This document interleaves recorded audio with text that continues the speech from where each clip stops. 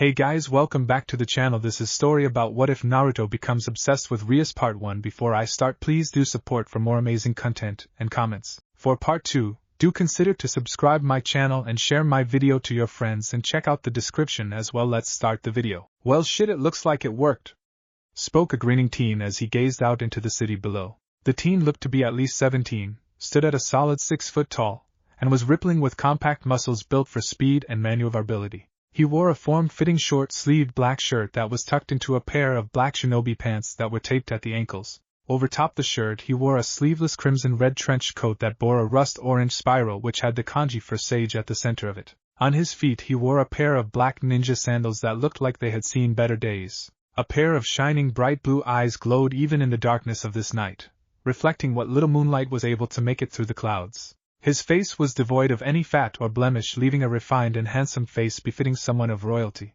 In contrast, his long dark crimson hair fell messily in spikes around his shoulders, a black cloth headband with a metal plate being the only thing keeping his long hair out of his face. Even still, the long locks covered parts of the metal, barely showing a symbol that looked like a leaf. This teen was Naruto Uzumaki, hero of the Forest Shinobi World War, bearer of the Uzumaki bloodline, and former Jinchuriki to the Kyuubi no Kitsune. After Naruto had defeated Pain/Nagato, and the man had brought back everyone he had killed, Naruto had realized how weak he really was. He had had to rely on the Kyuubi's yokai as well as sage mode to pull him out of that near-death experience. Of course those things made him a force to be reckoned with, but his predecessors had needed no such things.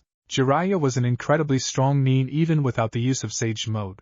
The Shodaime, who was hailed as the Kami no Shinobi, had made a name for himself using only his skills as a tactician and his prowess with his Mokuton. His father had managed to single-handedly turn the tide of the Third Shinobi War using his 2 signature jutsu.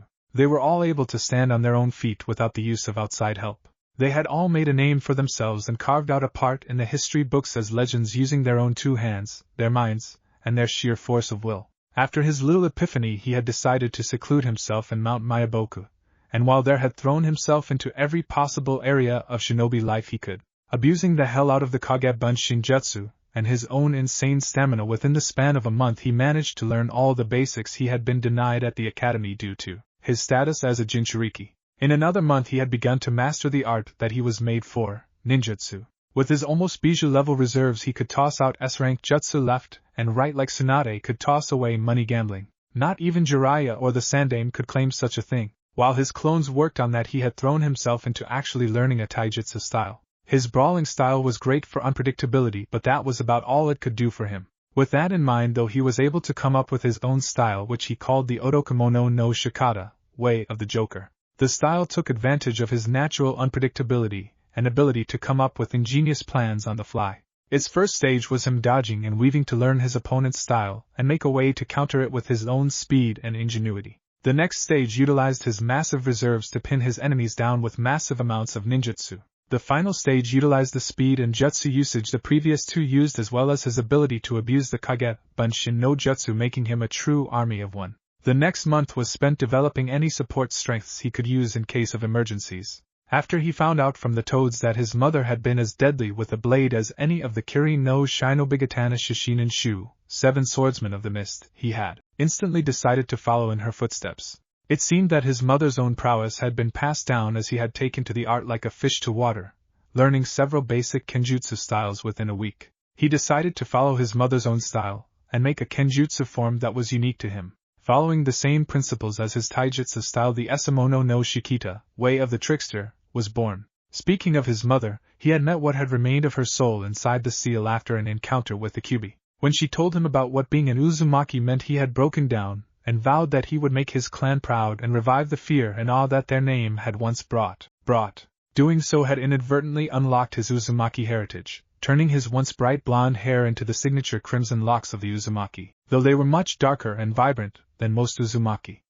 He however kept his striking blue eyes, which his mother told him fit him more. Before she left she informed him that both she and his father had left several scrolls containing jutsus, letters, and other things in a sealing tattoo on his right shoulder. What he found inside said seal left him shocked. One scroll contained his mother's personal okatana, as well as a scroll detailing the basics of her style named Beneheim, Crimson Princess. His father had left him a scroll of how to perform the jutsu that had given him his moniker, the famed Hiraition no Jutsu, Flying Thunder God technique. Both had left letters telling him how much they loved him and regretted what they had to do, his father being especially apologetic knowing that it was his idea to seal the QB into his son. Both had also left him a massive scroll that contained several smaller scrolls that contained several jutsu of every element, even having some Jikuken, time-space, techniques and few Injutsu, sealing techniques, notes. Within the month he had mastered his mother's Kenjutsu style and mixed it into his own, mastered the Hiraishin to the point of no longer needing the markers, become a seals master easily on par with the legendary Mito Uzumaki, and learned enough jutsu to put both Kakashi and the Sandame's own ninjutsu knowledge to shame. Within those months he had risen from his base level of Chunin to the level of such legends as Hanzo the Salamander, and Pain/Nagato who were said to be able to fight on the level of the Ichibi, Nibi and Sanbai. With the use of Sage Mode and or Kyubi he could easily be on the level of the Rokubi or Nanabai. It was at the ending of this month that Tsunade had told him of the impending Kage summit in Tetsu no Kuni, Land of Iron, that would determine how the hidden villages would handle the threat of Akatsuki. She had specifically told him because she wanted him to accompany her as a bodyguard, both because she knew the progress of his current training, and having the man who had done the impossible and defeated Pain as her bodyguard would give her a slight edge in the debate. Naruto had at first denied her because he wanted to continue to get stronger and progress, but she had bribed him by offering him the position of ANBU for not just the mission, but as an actual position when he returned to the village. Knowing that by accepting to join ANBU he would automatically gain a promotion to Jounin as well, he had flashed into her office with a grin and accepted.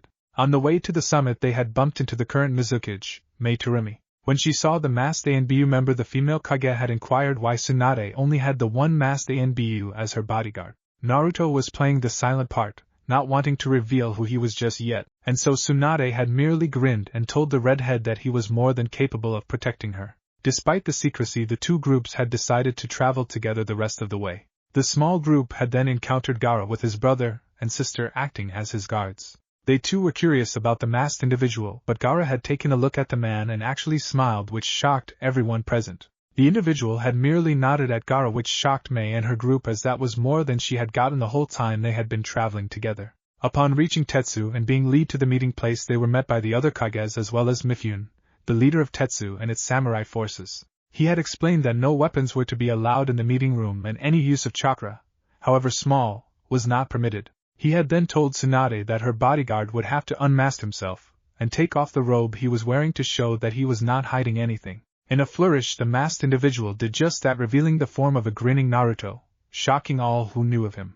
Mei of course realized why Tsunade had only brought him along. If the man could defeat the feared Pain who had toppled Hanzo, then he was more than capable of fighting any of those present if need be. What shocked her and Gaara was the red hair. Many had thought that the savior of Konoha and defeater of Pain had been a blonde. Naruto had said that he unlocked his Uzumaki bloodline, causing the Raikage and Tsuchikage to shift uneasily. They had known that he was an Uzumaki but thought that his father's genes had suppressed his Uzumaki genes. But to hear that the bloodline that had brought fame and power to the village of Yuzu and had needed the joint forces of 3 of the great villages to take down was not comforting.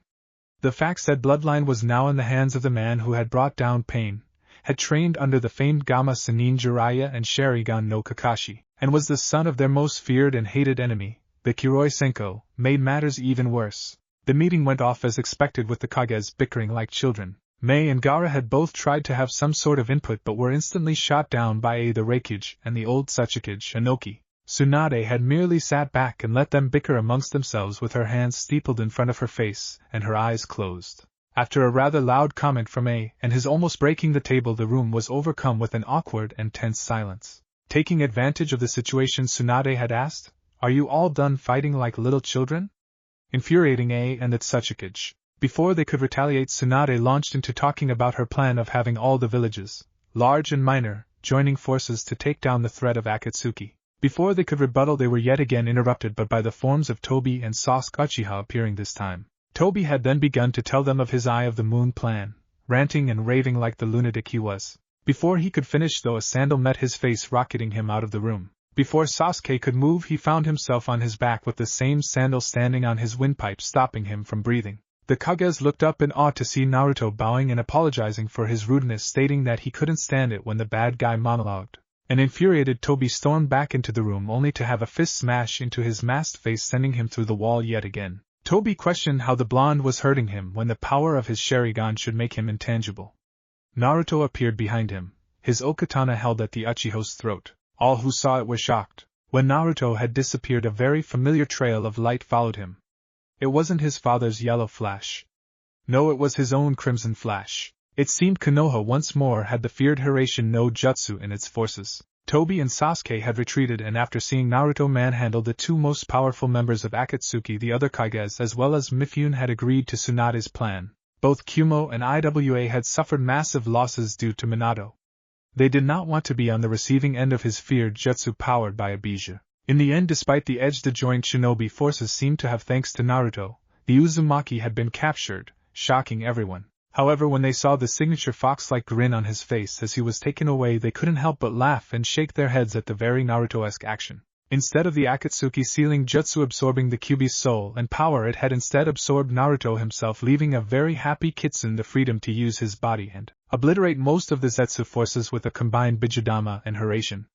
The allied shinobi forces instantly fought back with a renewed vigor. Despite Toby using the impure resurrection jutsu to revive several famous legends as well as the previous Jinchuriki, they were easily handled by the current legends like Kakashi, the Kages, Sasuke, and the now free Kyuubi. Naruto was busy himself separating the incomplete Jubi that resided within the Geto-Mizu statue.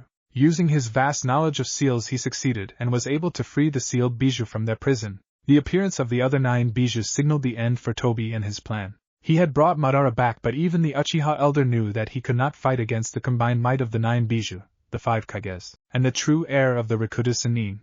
Toby, or Obito as he was later found out to be, and Madara were easily destroyed.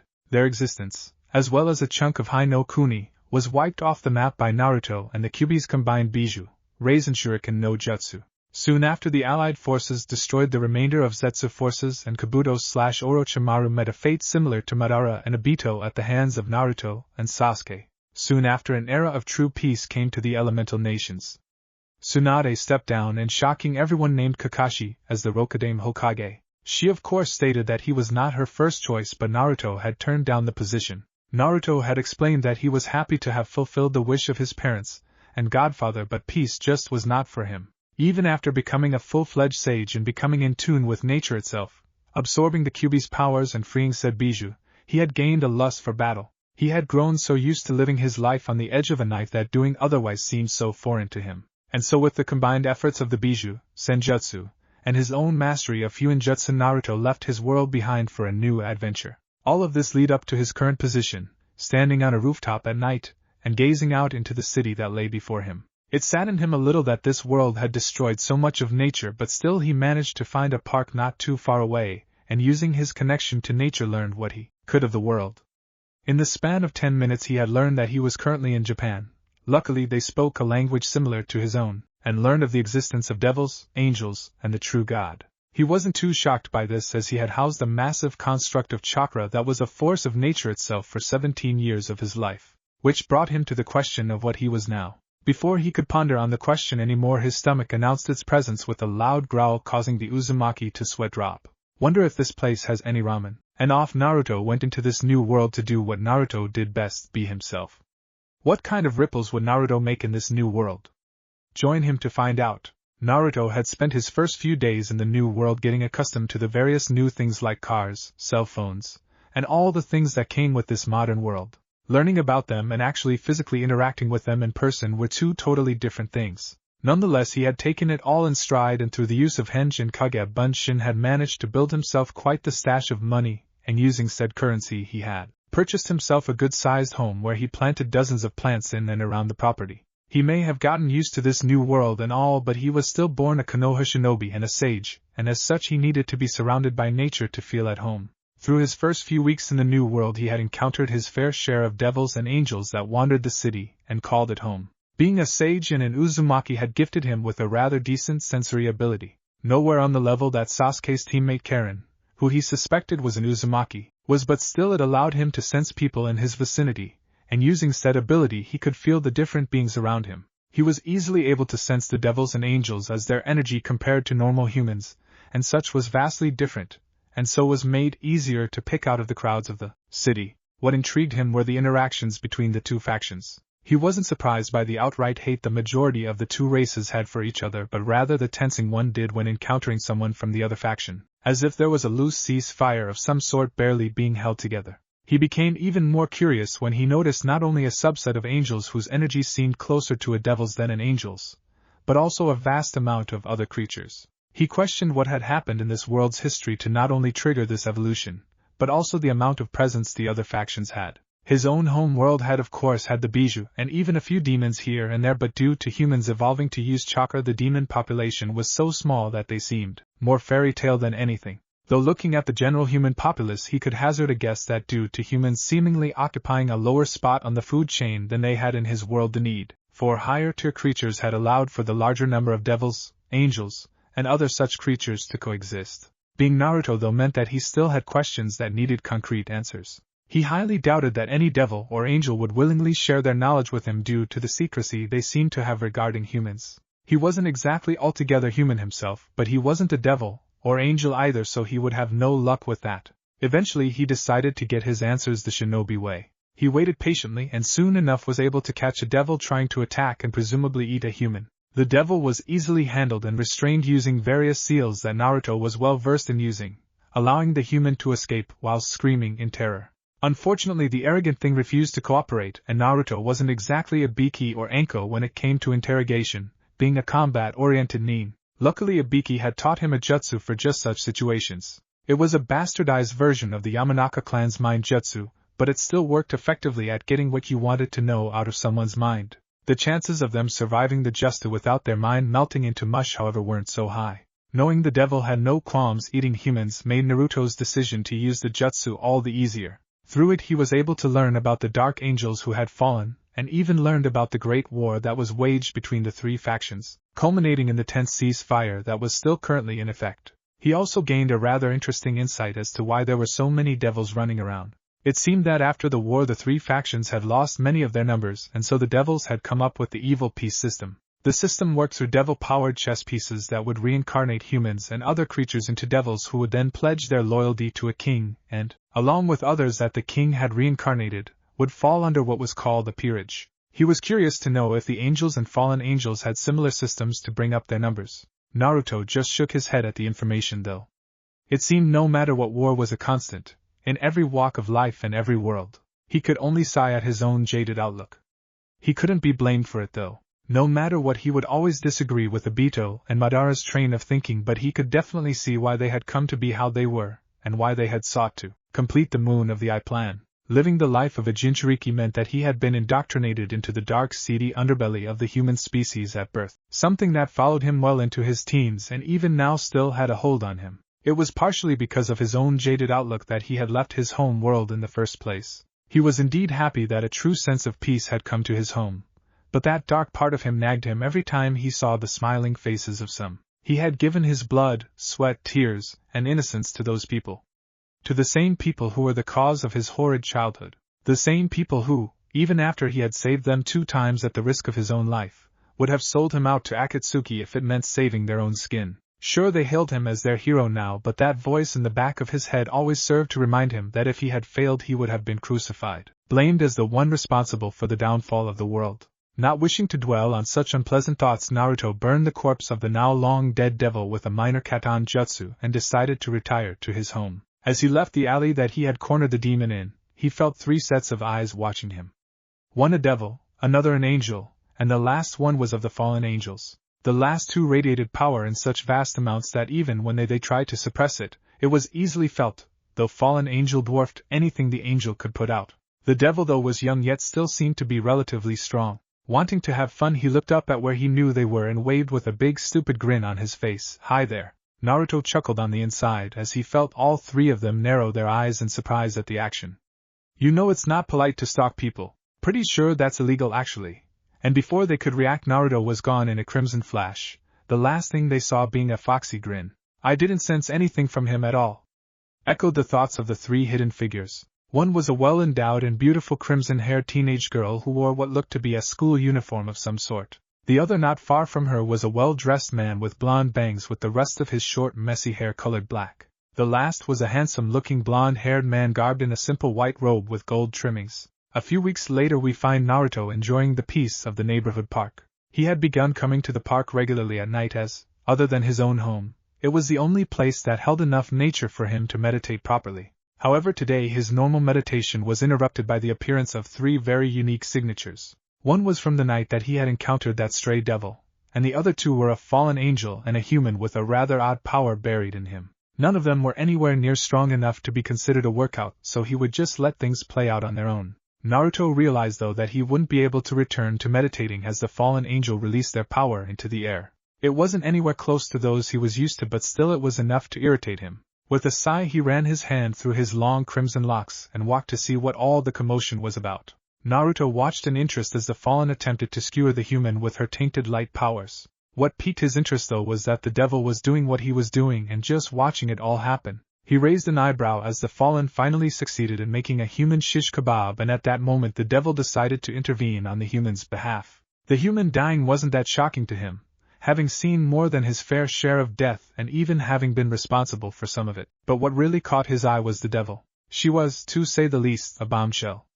The girl was his age, maybe a few years older, and already had curves bordering on a freaking Tsunade level. Guess being a devil has some perks, Naruto thought as he examined the female devil. What really caught his eye though was her vibrant red hair. He guessed it had something to do with his father or his Uzumaki heritage, but he had always found girls with red hair more attractive. Naruto raised an eyebrow as he heard the 2 females trade words, the devil citing something about the fallen being in her territory. He then saw the fallen angel launch an attack at the red-haired beauty in a bout of anger over something that was said. Naruto shrugged, knowing his fellow redhead could more than handle herself, but some part of him still enjoyed playing the hero, and with a crimson flash Naruto was gone. 1 second Rias was prepared to defend herself and show the fallen angel why you don't mess with the Gremory family, and the next the red-haired guy from a few weeks ago was in front of her stopping the light spear with his index finger, his other hand in his pants pocket. Now I'm not really against violence, but I am against unnecessary violence, especially when it involves such a beautiful girl. And with a simple move of his hand the light spear was thrust into the ground where it disintegrated. He can't be a devil if he can touch a light spear and not feel any pain from it, so that must mean he's either an angel or another fallen? But why would he save me? I'm positive he knows what I am, so why? Questioned the still kneeling Rias. Her attention was then drawn to the battle at hand when the fallen angel huffed and summoned another light spear and charged at her fellow redhead. Showing no signs of even trying, Naruto moved his body slightly to the left and lifted up his foot where it would be level with the purple-haired fallen's face. A mere second later, and the tainted angel was making out with the bottom of Naruto's sandals. He had literally put no power into it, merely reinforcing his stance in a way that made it equivalent to the dark angel slamming into a concrete wall. With another sigh and his hands still in his pockets, he spun and kicked the fallen with enough force to send her flying through several trees, though that was nothing more than a love tap to him. Tsunade probably could have done the same with naught but a flick of her finger. He then turned to the kneeling redhead behind him. I know you could have handled her yourself, but I kinda got a little bored just watching. Sorry for interrupting. I'll be off now. And Naruto turned and began to walk away. I'm sorry, but who are you? The still curious Rias asked.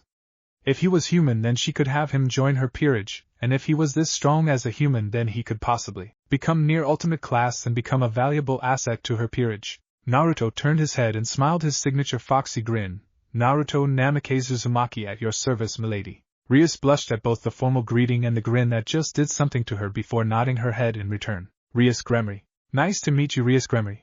But as much as I would like to stay and get to know a beauty like yourself, I really must get going.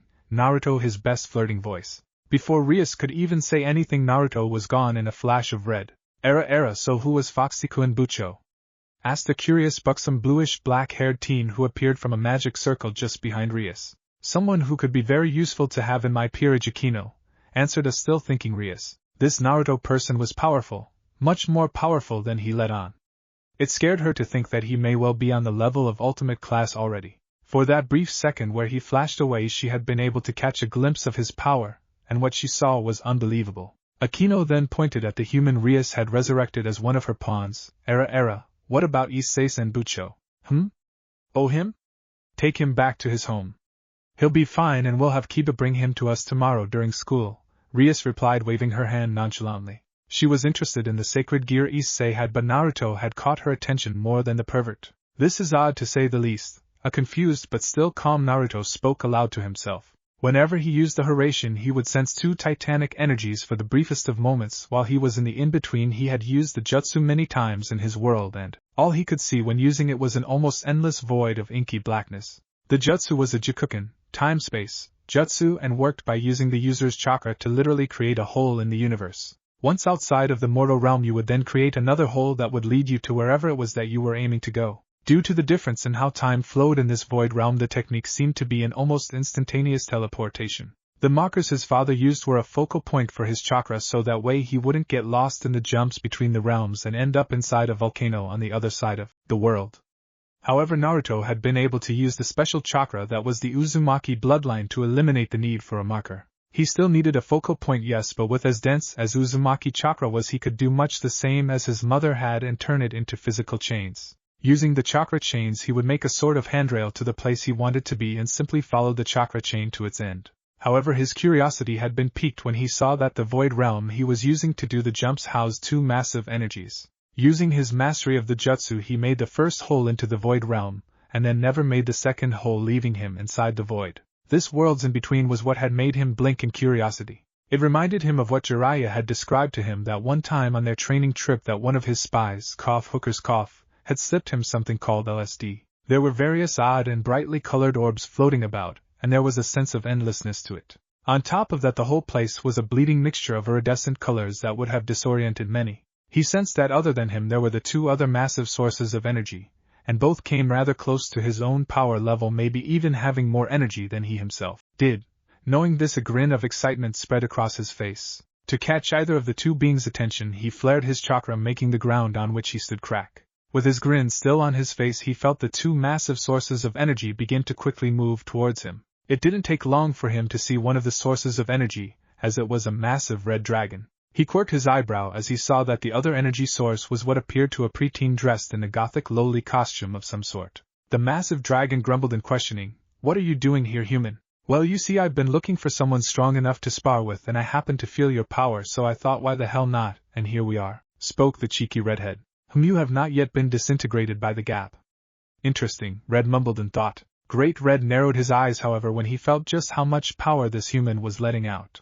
The boy didn't look to be trying, which meant the vast amount of energy coming from him was excess energy. That alone was impressive, as the excess alone was equal to what most higher-tier devils had in their whole bodies. "You are no mere human, are you? I cannot smell the scent of devil or angel from you at all. What are you? No human can possibly be this strong." Naruto smirked as he got into the beginning stance for his Otokomono no Shikata, way of the Joker. By relaxing all the muscles in his body, he prepared himself for anything his opponent threw at him, while not telegraphing his own moves. "Nothing special. Just a wandering sage is all," Naruto grinned. "A sage? I've never encountered a sage such as yourself, but you intrigue me. Fine, we will spar." Great Red then released a massive roar to signify that he was battle-ready. Ophis was shocked as she could see that Red was going to actually take the teen seriously. What interested her even more was that she didn't doubt that this sage could very well take on Red. If he could win was an entirely different matter. Only the combined power of the four Satans or the four Seraphs was enough for herself or Great Red to do more than just swat them aside, and even then it required only a portion of their true power. This being, however, was a mystery. He looked and seemed human for the most part, but he radiated a power that easily matched her own and Great Red's. "Let's see just how strong you really are, Mr. Sage. Luckily we're in an endless void and don't have to worry about getting others involved or property damage, which means I can really let loose," Naruto thought as he let his hold on his chakra go. He normally had to hold down a lot of his power just so that he wouldn't poison or kill people with the amount of nature chakra and pure chakra that leaked out of him. "Guess I'll start us off then. Futon, Otama Raisin Shuriken. Wind style, big ball spiraling shuriken," and with nary a thought Naruto's now signature move formed in his right hand, dwarfing Naruto himself. With a toss, the massive shuriken made of wind was sent on a direct path towards Great Red, destroying the ground underneath it as it sped towards its target. With barely any effort being shown on his face, Red was able to bat the massive wind shuriken aside as if it were just an insignificant fly. However, much to his surprise, he saw that the scales on the back of his paw were heavily damaged, and he was even bleeding, if slightly. Red was given no respite from Naruto, who called out, "Katon, Carrier Enden, Fire Style, Fire Dragon Flame Bullet," and with a breath Naruto unleashed a massive stream of flames almost the size of one Great Red's limbs. Due to his own size and the size of the attack, Great Red could do naught but take the attack head-on. With a grimace, Red's torso was bathed in the massive stream of burning flames. Naruto stopped fueling the attack with chakra, and soon the scorching flames ceased and revealed that several sections of Red's torso had been burned black due to the high intensity of the flames' heat. Great Red wasn't known as the true dragon for nothing though, and despite his wounds he unleashed a stream of his own flames. They bathed the spot where Naruto was, but the Uzumaki had taken advantage of their difference in size and sped up Red's massive limbs and leapt into the air above Great Red long before the flames could reach him. Futon, Kami Oroshir no Jutsu, godly wine from the mountain, Naruto called, and Great Red was buffeted by winds with such force that they would have surely slammed a lesser being into the ground and kept them pinned there, breaking bones at the same time. Even still, Red was struggling to move due to the pressure the winds created. As Naruto's impromptu flight came to an end, he summoned a normal Rasengan in both hands and slammed them both into the top of Great Red's scaled skull, sending him sprawling onto the floor, kicking up a storm of dust. When the dust cleared, a grinning Naruto and panting Great Red were revealed. With a massive roar and flap of its wings, the rest of the remaining dust was cleared out. "I can see that my size will do nothing but hinder me in this battle," grunted out the battered Red. Naruto raised an eyebrow when his vision began to distort, and the oddly colored orbs that flitted around became much brighter. Being a sage and the container for a kitsune though meant that he knew exactly what was happening. Naruto merely blinked once and the world around him faded back to normal. He was shocked though when the form of Great Red was revealed again, but this time in a much smaller size. Where Naruto was barely the size of one of Great Red's claws, he was now only a few inches shy of Great Red's size, putting the true dragon at around 6 foot and some inches. "Didn't know you could use illusions, but you're gonna have to do a lot better than that to fool me with an illusion," Naruto spoke as he once more took the beginning stance for his taijutsu style. "I figured as much, as I can smell kitsune on you, and they are the only creatures whose illusions best my own. Though that illusion was only meant to distract you so I could shrink myself to a more suitable size," revealed the now much smaller Great Red. With a nod to other, the two were off in burst of speed only seen when fist met paw. Naruto was shocked to find that Red was actually very skilled in terms of hand-to-hand combat. He had figured that a dragon of his size would just use said size to his advantage, and not even worry about knowing any actual style. What threw him for a loop was how Red incorporated the use of his tail and wings into it. He used his wings as distractions or shields and his tail as an extra limb to hit with. Naruto though had made his style to be able to fit any situation, and sparring with a nine-tailed kitsune helped to prepare him for just such styles. The two separated, Red spewing another stream of flames and Naruto calling out, "Suiton, Daibakufu no Jutsu, Great Waterfall." When the two attacks met, a huge amount of steam clouded the area, reducing the visibility of most greatly. But Naruto was a shinobi sage and Red was a dragon, so neither needed their vision to do battle. Great Red used the reduced visibility to his advantage and cast an illusion over the redhead. Naruto knew almost instantly that he was in an illusion and dispelled it, but the short time it took him to dispel the illusion was all Great Red needed to slam his scaled paw into the side of Naruto's face.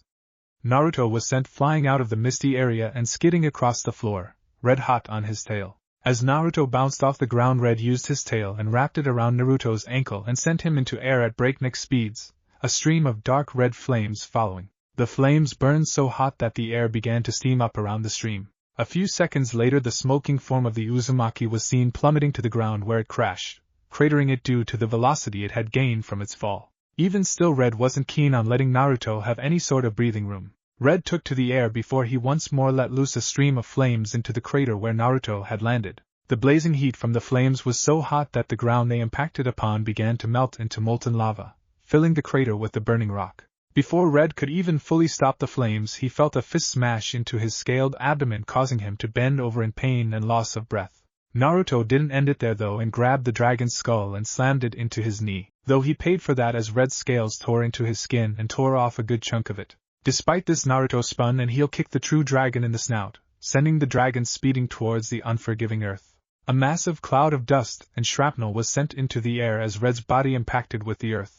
Naruto then flashed to Red's fallen form, Rasengan in hand, only to have the true dragon's tail puncture straight through his abdomen, causing him to stumble and giving Red the opening he needed.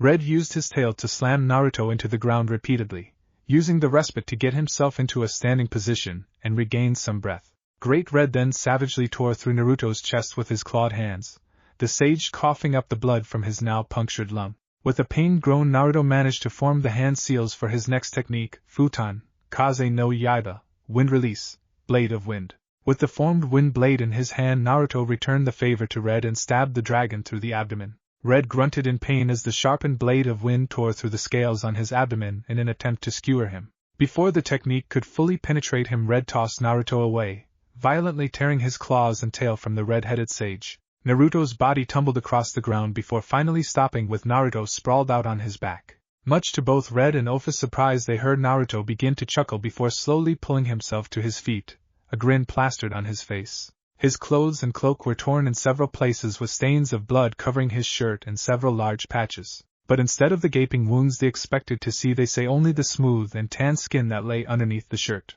"How are you still not wounded? I've stabbed you twice now with my claws and once clean through with my tail," shouted an irritated Great Red. Even Ophis would have been severely wounded at this point, yet this supposed sage remained unscathed. Naruto only chuckled. "My family was known for its abnormal longevity and healing. Mine was amplified thanks to a friend of mine, and it only got stronger as I got older. Of course you have a healing factor.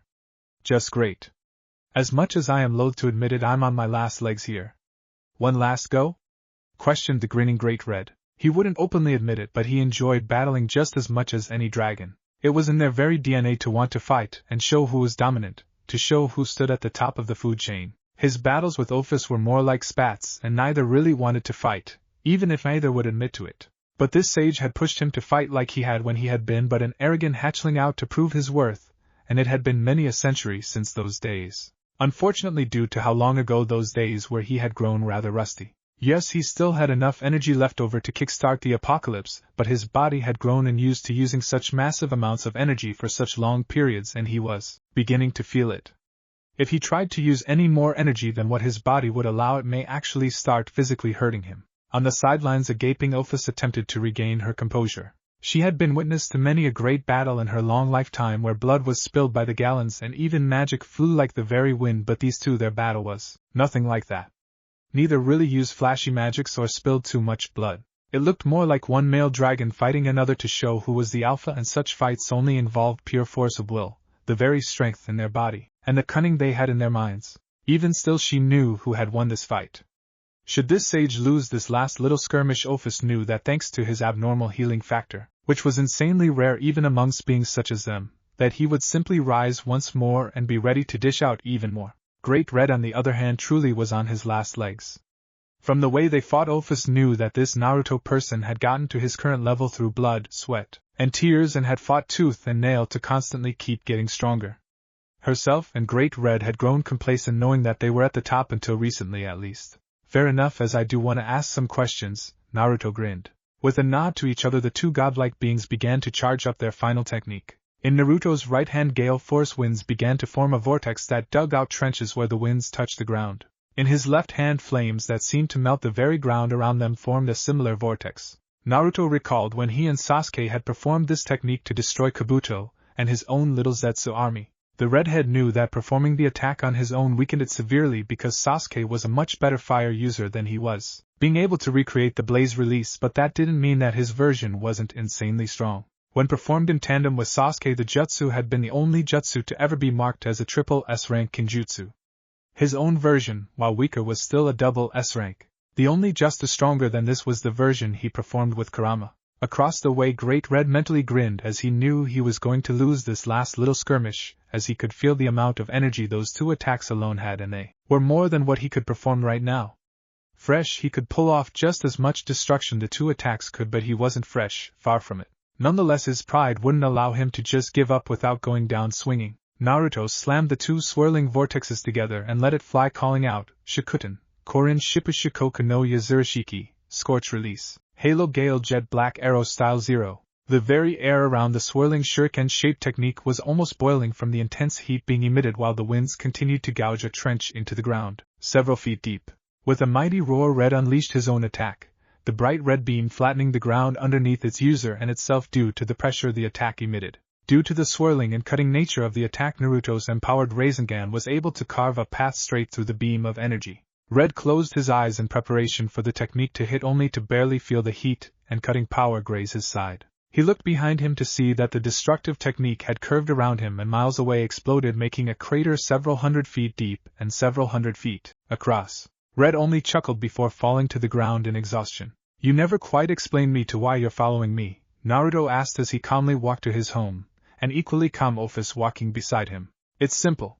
You have the capacity to manhandle Great Red and I want him out of the dimensional gap so that I may have my peace and quiet once more. Office calmly spoke, not even turning to look at Naruto. Naruto just shook his head as he could tell she was lying if slightly, but he wouldn't push the matter. Due to his being the child of prophecy and the container of Kurama who was an empath, he had received a gift of sorts that allowed him to know what kind of person someone was almost instantly, and then bring out their good traits. It was the whole reason that Kakashi had taken to calling him Konoha's most surprising shinobi. It was this gift that had allowed him to bond and ultimately save Princess Koyuki, Sasami, Cheyenne, and countless others. Speaking of adventures, he wondered if he should do something similar to Jiraiya and start writing his own story, though much less perverted than Ika.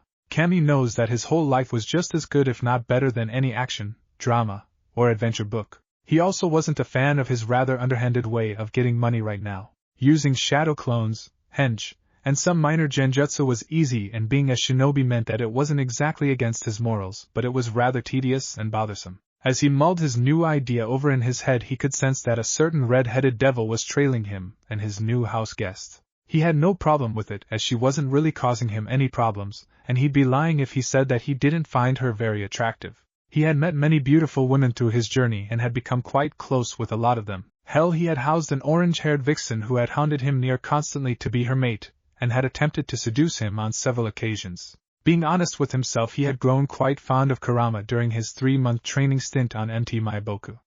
She had been the only person he could talk to who wasn't a toad. She had also been the one constant in his life, and as a shinobi, constant people or habits were what kept you sane in an otherwise insane world. As he continued his train of thoughts, he realized that he had strayed from thinking of the bombshell she-devil on his tail, and had instead transferred over to the women who he had grown close to in his home world.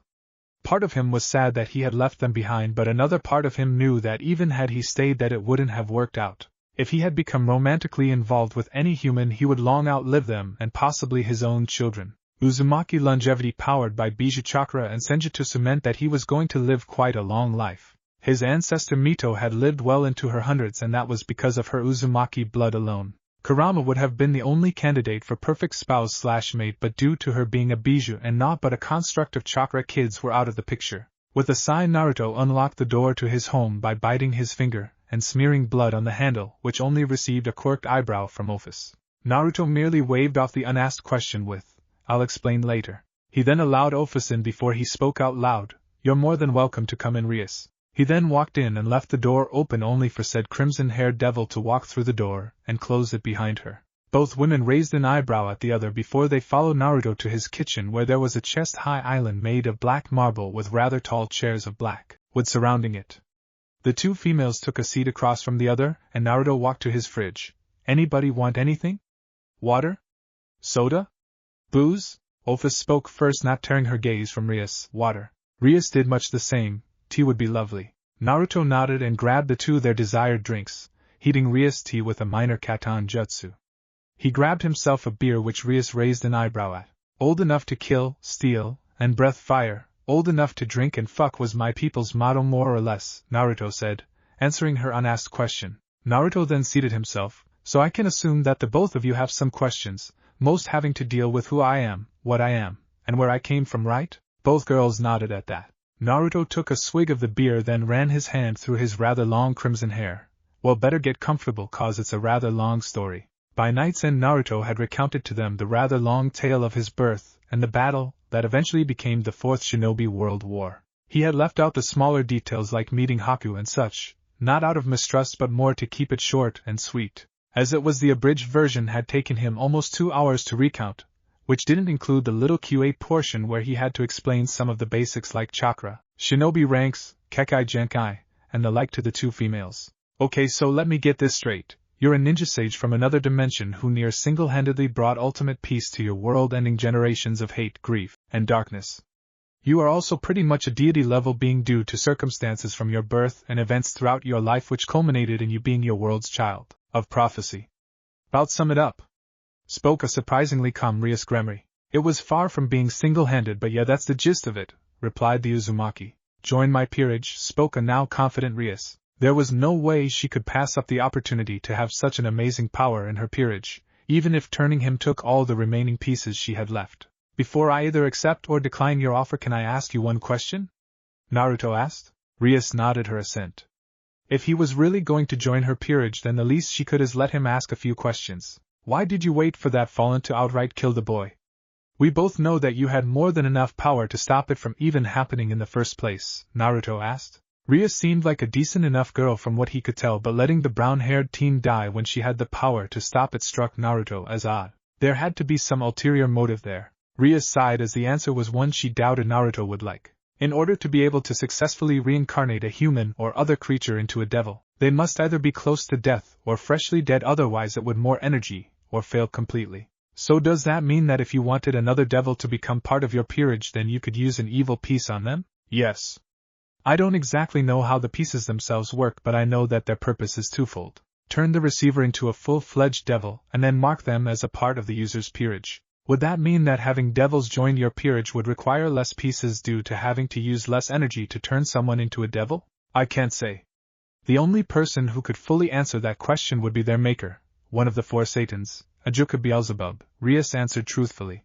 Alright, Naruto said as he once more began to ponder on what little information he now had on the evil pieces. The things intrigued the seal's master part of him, as they functioned almost exactly as some seals would, relying on a series of formulas to complete their task. That was at least what he could gather from seeing Rias use several on the teen she had saved. So will you join my peerage then?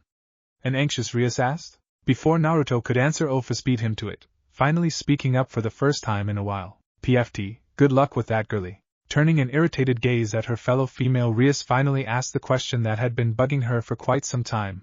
And who are you? I hardly feel anything from you, which means you're either a really weak devil or a regular human. Naruto turned a curious glance to the lowly theme being, as he too wanted to know the answer to that particular question. Ophis had only told him her name, and that was about as much info as he could glean from her. He didn't really care too much about what she was, as such things never bothered him in the first place. One of his best friends was a massive construct of chakra that had been sealed into his stomach at birth, and his worst enemy had been a human who was not more than a sore loser who had gotten stuck in the friend zone. Species and race really meant very little to him. While Uzumaki-kun wouldn't know of me, I at least expected an heir to one of the 72 pillars to know of me, though I have grown quite adept at hiding my presence these last few centuries, Ophis said, the ever-neutral expression and monotone voice not once changing, though she did get a raised brow from the red-head Uzumaki at the added suffix to his name. Rias could only look at her wearily. If this person was strong enough to warrant her infamy amongst the 72 pillar families, then she was clearly powerful. How powerful that was, though, remained to be seen. To be short, my name is Ophis, the infinite dragon god, Ophis said, leaving a dumbfounded Rias gaping. Naruto just hummed at the information, as he himself wasn't much for titles despite his own numerous ones. Back in the elemental nations, many had taken to calling him the Naidame Rikudusanin, second sage of 6 paths, Bijou no Tenti, master of the tailed beasts, and various other monikers likening him to his ancestor. Rias, on the other hand, was left bewildered at the information. Ophis and Great Red were said to be two of the strongest beings in existence, only being matched by the power of the true god. Not even the Seraphs or 4 great Satans could stand up to their power, let alone the corrosive properties of their home plane, the dimensional gap. Yet what shocked her even more was Naruto's own calm demeanor, as well as the fact that Ophis had taken such an interest in her fellow redhead. To have caught the attention of such a powerful being spoke volumes about his own power, but how he compared to Ophis remained to be seen. If Ophis had taken a liking to Naruto, then that meant he had to be somewhere close to her level, which by proxy meant that he was just as strong as any of the Satans, if not stronger. It was at this point that Rias realized that there would be no way possible for her to have Naruto join her peerage. She doubted any of the Satans, her brother included, could perform such an act. As much as I've enjoyed our conversation, I think it's about time to go on and hit the hay. I already know Ophis planning on staying here, but what about you, Rias? Naruto asked as he stretched. I wouldn't mind staying here as well, as it is already pretty late, Rias said, still lost in thought about Naruto and what made him so special. Alright, well, restrooms are upstairs, as are the bedrooms. Help yourself to anything that's here. Night, Naruto said as he himself headed in the direction of the stairs. The two women stood seated, Rias looking at Ophis questioningly. Never thought that the Ouroboros dragon would be a gothic Lolita. Being a big tit cow isn't everything, Gremory, was Ophis' monotone rebuttal. Before Rias could say anything else, Ophis had left the room, presumably to find a room for herself. The red-headed Gremory was left to silently fume at the insult before she followed Office and Naruto up the stairs to the bedrooms. Healing Issei without physical contact, and having that talk with Naruto had really drained her, leaving her to start feeling the effects of the day hit her now at the offer of a comfy bed. What is with this world? It seems like the world's energies are clashing with each other, like there's a stain on it. Could it be from the war?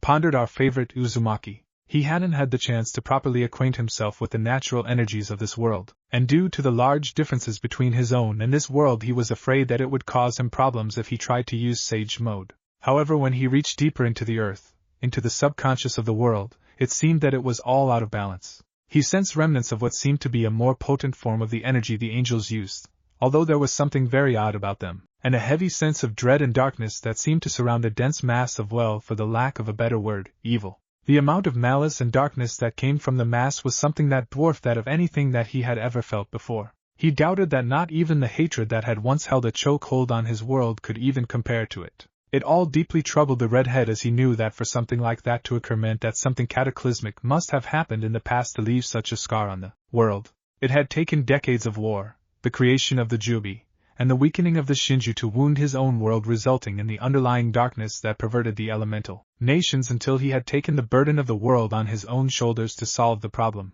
If it took all of that to create what happened to my world, then what the hell happened to leave this wound? Does it have anything to do with the amount of devils and angels? Does this world maybe have a dying Shinju as well? What the hell is happening here? Is something wrong, senpai? The blonde Bishonen Knight Yudo Kiba asked. Rias only sighed in response. She was currently in Ko Academy's occult research club building, which was used as a front for her peerage members and herself to go about their business. She had spent part of the morning with Naruto, an Office who she had come to dislike for her irritating monotone voice as well as the various insults she would throw at Rias. Rias knew she was no match for the dragon god and as a result could only fume and try to insult Office back, which was very difficult due to her natural lack of emotion. She had left Naruto's home in a huff because of this, and was still irritated enough that her peerage could tell with just a glance. Nothing, Kiba, just go get Issei-san so we can tell him the news, alright? Rias said as she regained her composure. Of course, senpai. A few minutes later we find one Issei Hayato comically and frantically running around the room whilst pulling out his own hair, shouting random things at revelation of his being a devil. Rias was left rubbing her forehead at the boy, while Akino giggled behind her hand. Kiba's sweat dropped, and Kaneko was being Kaneko and eating a piece of cake. Before he could make even more of a fool of himself, everyone heard a masculine voice come from the window. Geez, kid, calm down. Is it really that big of a deal that you're a devil now? Both Kiba and Kaneko prepared themselves to combat the red-haired teen while Akino merely stood there already somewhat familiar with Naruto, only to hear their king say, Naruto-kun? What are you doing here? Many members of the room were shocked at the familiarity with which Rias spoke to her fellow redhead. Many knew that she was not one for getting too close to too many people, so to hear her use such a familiar suffix deeply confused everyone as to who this teen could be to earn such a privilege. Had some questions you might be able to answer, and the kid over there intrigues me, Naruto said from his seated position on the windowsill. Kid? What do you mean, kid? You don't look that much older than I am, yelled Issei. Fair point, but I've seen and done more than you ever could in 2 lifetimes. Have you felt the blood of your enemies coat your hands? The rush of adrenaline as you fight to stay alive just a bit longer? The pain of losing one of the few people who ever gave a shit about you? The shock of someone you consider a brother stabbing his hand through your chest, because you got in the way? The occupants of the room could only stare in shock, wide-eyed. The steely look in his eyes and the slight change in his posture told them that everything he had said was the absolute truth. Even Rias was shocked by what he had said. He had given Office and her the abridged version of his story, and so a lot of things were left out. You intrigue me more and more, Naruto Uzumaki. Issei could only nervously shake his head in the negative. Exactly. So until the day you've gotten some actual real-world experience, I will not stop calling you kid, Naruto spoke. Rias coughed before speaking. Well, maybe I can answer your questions and explain to Issei the details about his new life all at the same time, so why not stay a bit? Naruto just shrugged before making himself comfortable on the windowsill. The redhead only quirked an eyebrow here and there when he found a similarity between Devil Society and life back in the elemental nations, especially when looking at the lifestyle the nobles lead. What really piqued his interest when Rias told Issei why she had specifically wanted him in her peerage. Apparently the kid held some powerful artifact called a sacred gear within him that would boost his abilities significantly. The way Rias described the item reminded him of the treasure tools that his own people had revered, the items that the Rakuto had used to defeat the Jubi. However, the idea that such a powerful tool would have virtually no drawbacks sounded a little too off to him. He understood that they were powerful tools and that Issei's specifically wielded the power of a dragon, who even in his world were revered for their immense power. But still it was too good to be true. He would have to do some looking into the matter a little more himself. There had to be something more to these sacred gears. For now the only thing you can do to raise your status in the devil world is to pass out these flyers and help the people who call on your services. Kage can help show you the ropes, so to speak, Rias said, dismissing her knight and new pawn. Kid's got potential, especially if what you said about that sacred gear thing is true, Naruto said while gazing out at Ko Academy in slight interest. Era, may I get you some tea, Naruto-san? Spoke the busted brunette. That would be lovely, thank you, Naruto said, taking in her appearance. He may not be a super pervert like his godfather, but that didn't mean he didn't appreciate the female form, and the brunette in front of him was a prime example of a girl, blossoming into a beautiful young woman, being almost as attractive as Rias was. Rias still had the upper hand in his opinion, mostly due to her crimson locks. Rias soon took a position standing in the window where Naruto himself was seated, joining him in his gaze. So did I answer any of your questions? The Gremory heiress asked. She of course was also taking the time and their proximity to really observe her fellow redhead. He may not be able to join her peerage, but that didn't mean he couldn't be a useful ally to have, even by devil standards. It also helped that Naruto seemed to be a rather laid-back guy, with bouts of odd happiness as witnessed this morning when he had ramen for breakfast. It could also be said that he cared deeply for those he called his precious people, and would happily storm the gates of hell to help one. All in all, Rias wouldn't mind getting to know Naruto a little more. Before Naruto could answer her question, Akino appeared with her usual smile in place and a tray with the tea she had prepared. The two redheads took a seat on opposite sides of the table that held a chess board. Naruto took a sip and smiled as he quite enjoyed it.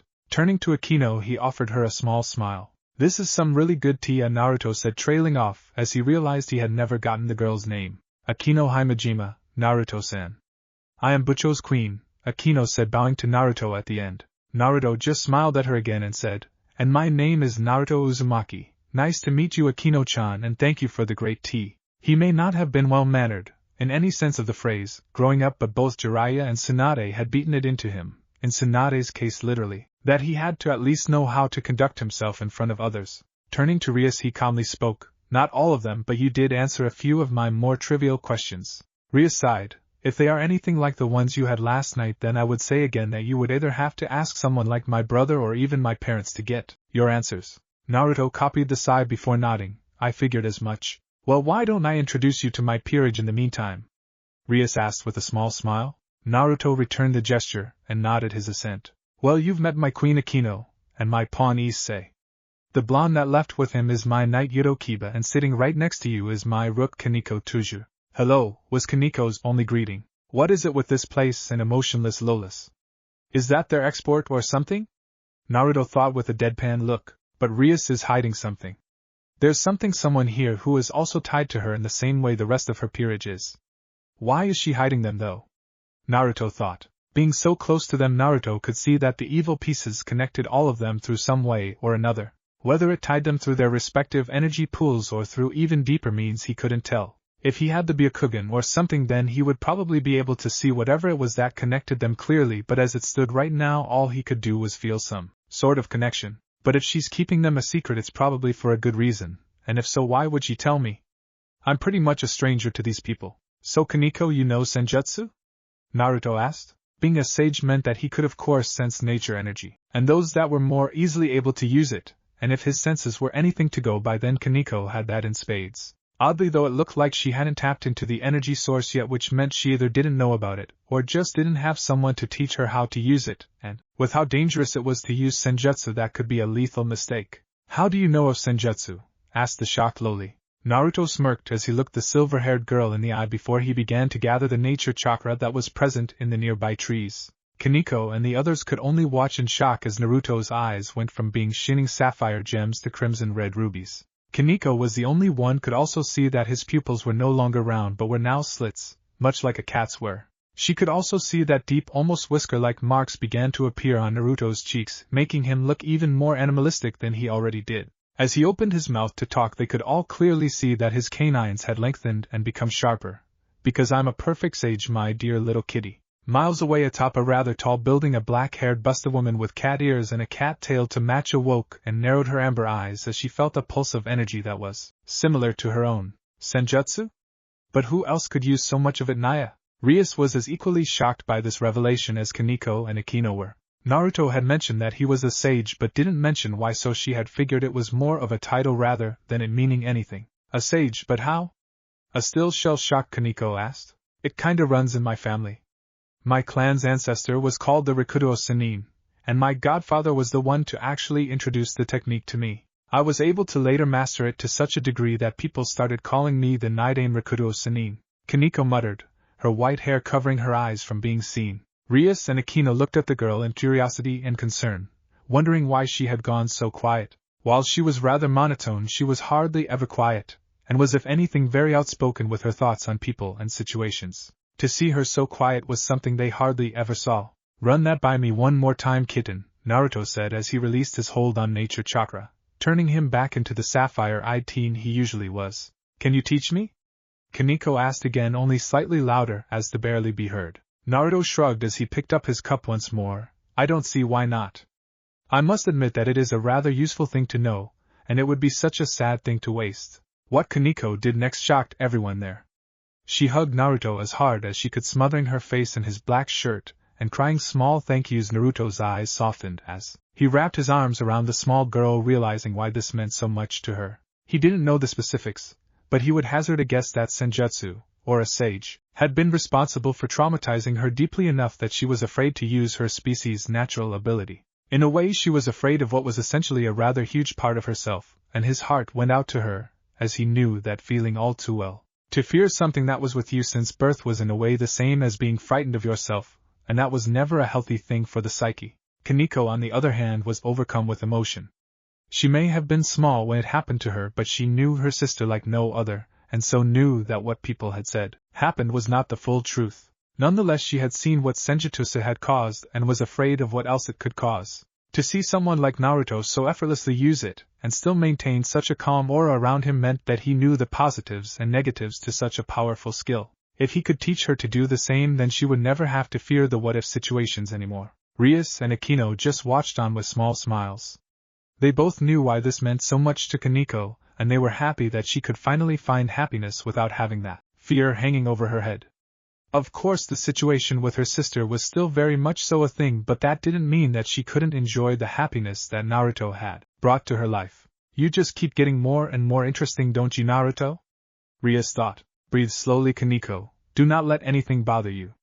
You must be like nature, stoic and unperturbed, a calm Naruto said as he stood over his new white-haired student. After agreeing to train the young Nekishu, Naruto had seen fit to start bringing her to his home after school each day, and when she wasn't busy with contracts, they would meditate in his own personal sanctuary that he had built specifically for that purpose. It wasn't anything too special, with a small pond at its center with various mid-sized trees encasing the clearing and an assortment of other greenery to add some color and life to the place, not to mention making it easier to practice Senjutsu. Although it served its purpose well, giving any who wanted some much-desired peace and quiet away from the hustle and bustle of the city, Naruto had found that he much preferred the grove and the city park over his own, thanks to the critters that called it home. His own little sanctuary lacked the warmth and energy that came with animal life. Kaneko was situated in the middle of the pond atop a smooth gray rock that protruded just above the shallow and calm waters. Her breathing was perfectly regulated and came slowly and evenly, filling her with the energy that filled the room.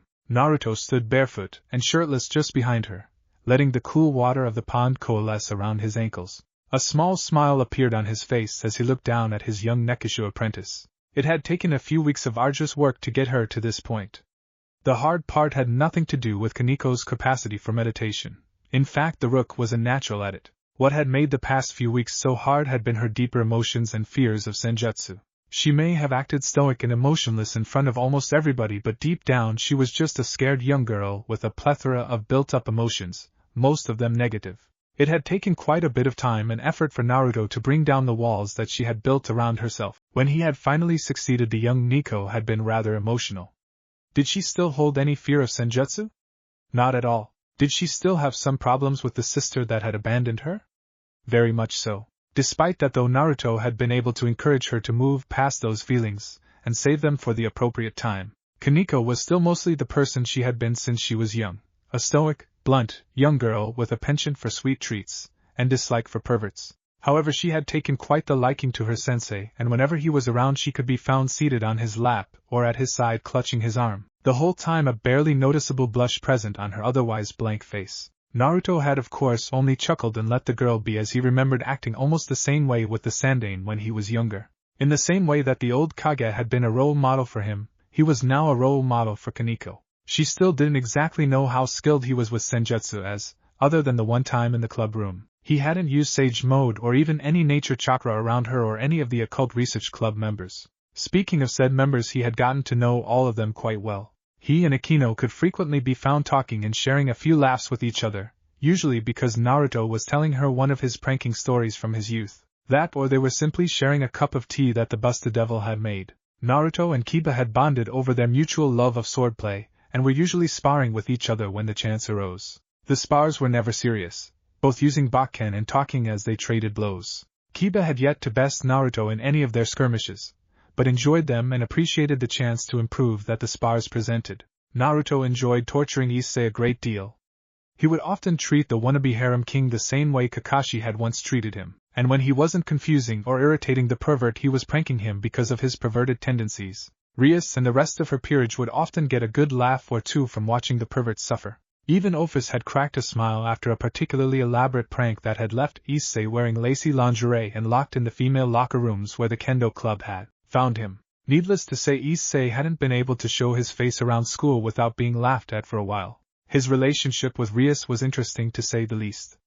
The Gremory heiress was treating Naruto like a puzzle and was trying to figure him out. Why, Naruto had no idea. That wasn't to say the two weren't friendly with each other, far from it. In fact, the redhead could be found with him as often as Kaneko. She wasn't as physically clingy as her rook, but she had no qualms invading his personal space bubble. This had become even more apparent after Naruto had managed to beat his fellow redhead at a game of chess. When she had explained that it was similar in concept to shogi, Naruto had agreed to a match thinking it would be fun. A half hour later, a wide-eyed Akino and Rias stared at a smiling Naruto, as he claimed Rias king. After that, if Rias wasn't in the clubroom or in class, she was either at Naruto's home or with the Uzumaki himself. It had become worse, or better, depending on who you asked, when the sage had awoken one morning to a fully nude Rias using him as her personal pillow. Had the former Jinchuriki been any less of a man, he probably would have passed out from a massive nosebleed, or become extremely frantic at the sight. However, being friends with Anko and the student of not one but two perverts,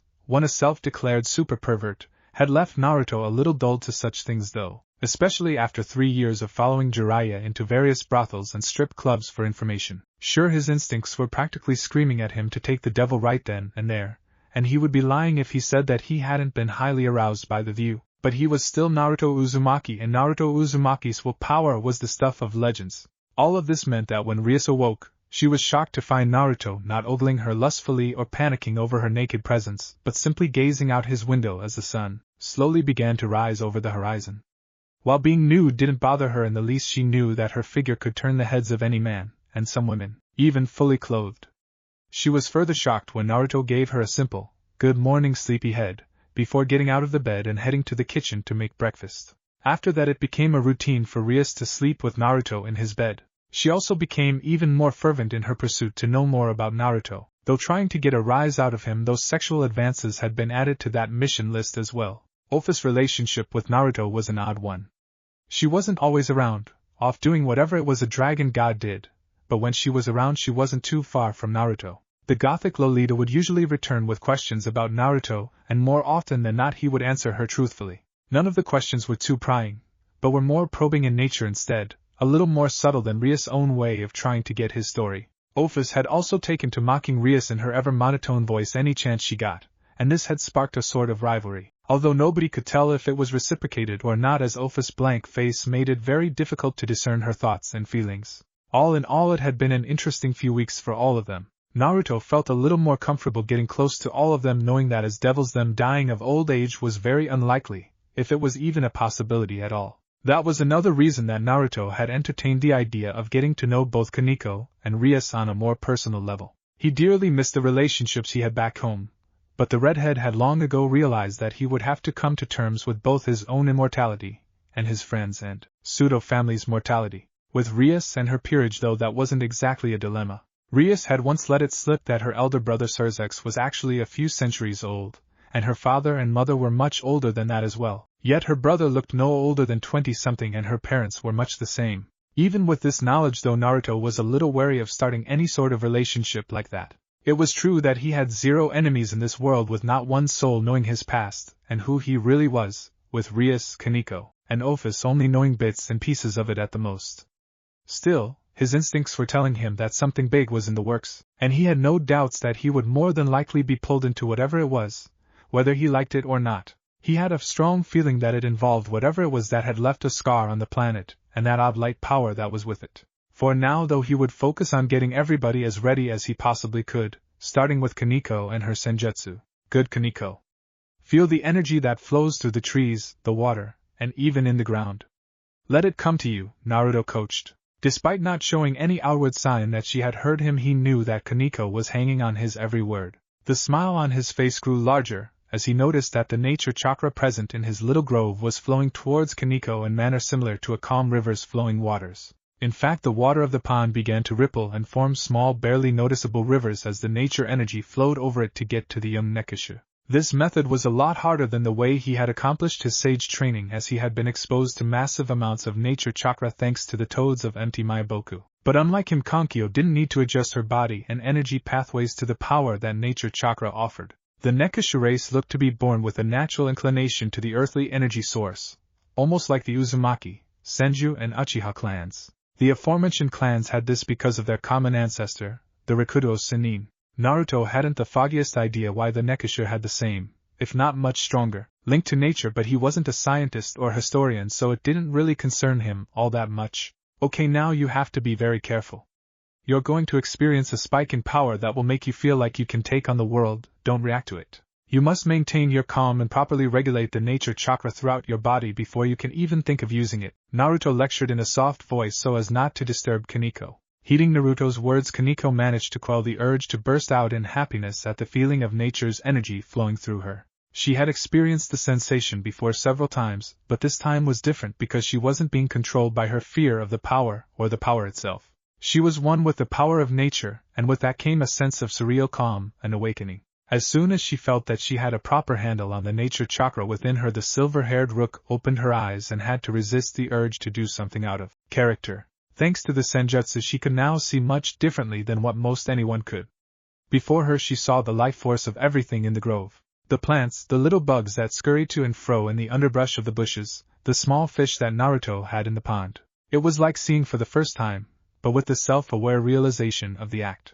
Kaneko turned with a huge grin on her face, ready to hug the life out of the person responsible for this whole thing, but was stopped because as soon as she turned to where Naruto was behind her, she had to quickly close her eyes, letting out a yelp of pain at being blinded. This all caused her to lose her control on the nature chakra, and with that control went the energy itself. Luckily, before she could fall into the shallow pond and get herself wet, she was caught by a chuckling Naruto. What happened?" Kaneko asked as she rubbed her eyes to get rid of the spots that still flitted in her vision. Well, you looked at me," Naruto chuckled. "Why was I blinded though?" Kaneko asked as the spots started to finally clear from her eyesight. "Well, when you use senjutsu, your senses all get a pretty big boost, and your vision allows you to see things that no normal eye, devil or otherwise, could ever show you. What you saw was the energy that is present in all life, chakra." Naruto took a break in his speech, noticing that due to her rapid increase then decrease in power, Kaneko was left feeling pretty drained. The redhead picked up the young Nekishu bridal style and started heading for the main part of the house. "You may not be able to see it as clearly as my friend Niji's clan was able to, but it was still visible to you. Unfortunately, despite the lowered clarity, my chakra reserves are still large enough to have blinded you. Niji once said that when he looked at me it was like looking directly into the sun through a pair of sunglasses." Naruto wasn't at all surprised when he found Rias and Ophis in the kitchen, the former glaring at the latter. However, Rias instantly took notice of her rook, who was currently snoozing and snuggling deeper into the sage's chest. "What happened?" Rias asked, concerned. Naruto just shook his head. "Nothing bad. She's just tired from using senjutsu. A good nap and she'll be good to go." Rias smiled gratefully at Naruto for the reassurance. Her peerage was an extension of her family, so all of them meant more than she could say. She of course knew she wouldn't always be there to rescue them, and even that there were people far stronger than her around that wouldn't hesitate to do some less than savory things to them. Luckily Naruto had wandered into their lives, and even with as little as she knew about her fellow redhead, she felt comfortable trusting that he would be there whenever they needed him to be. Interesting creatures, humans.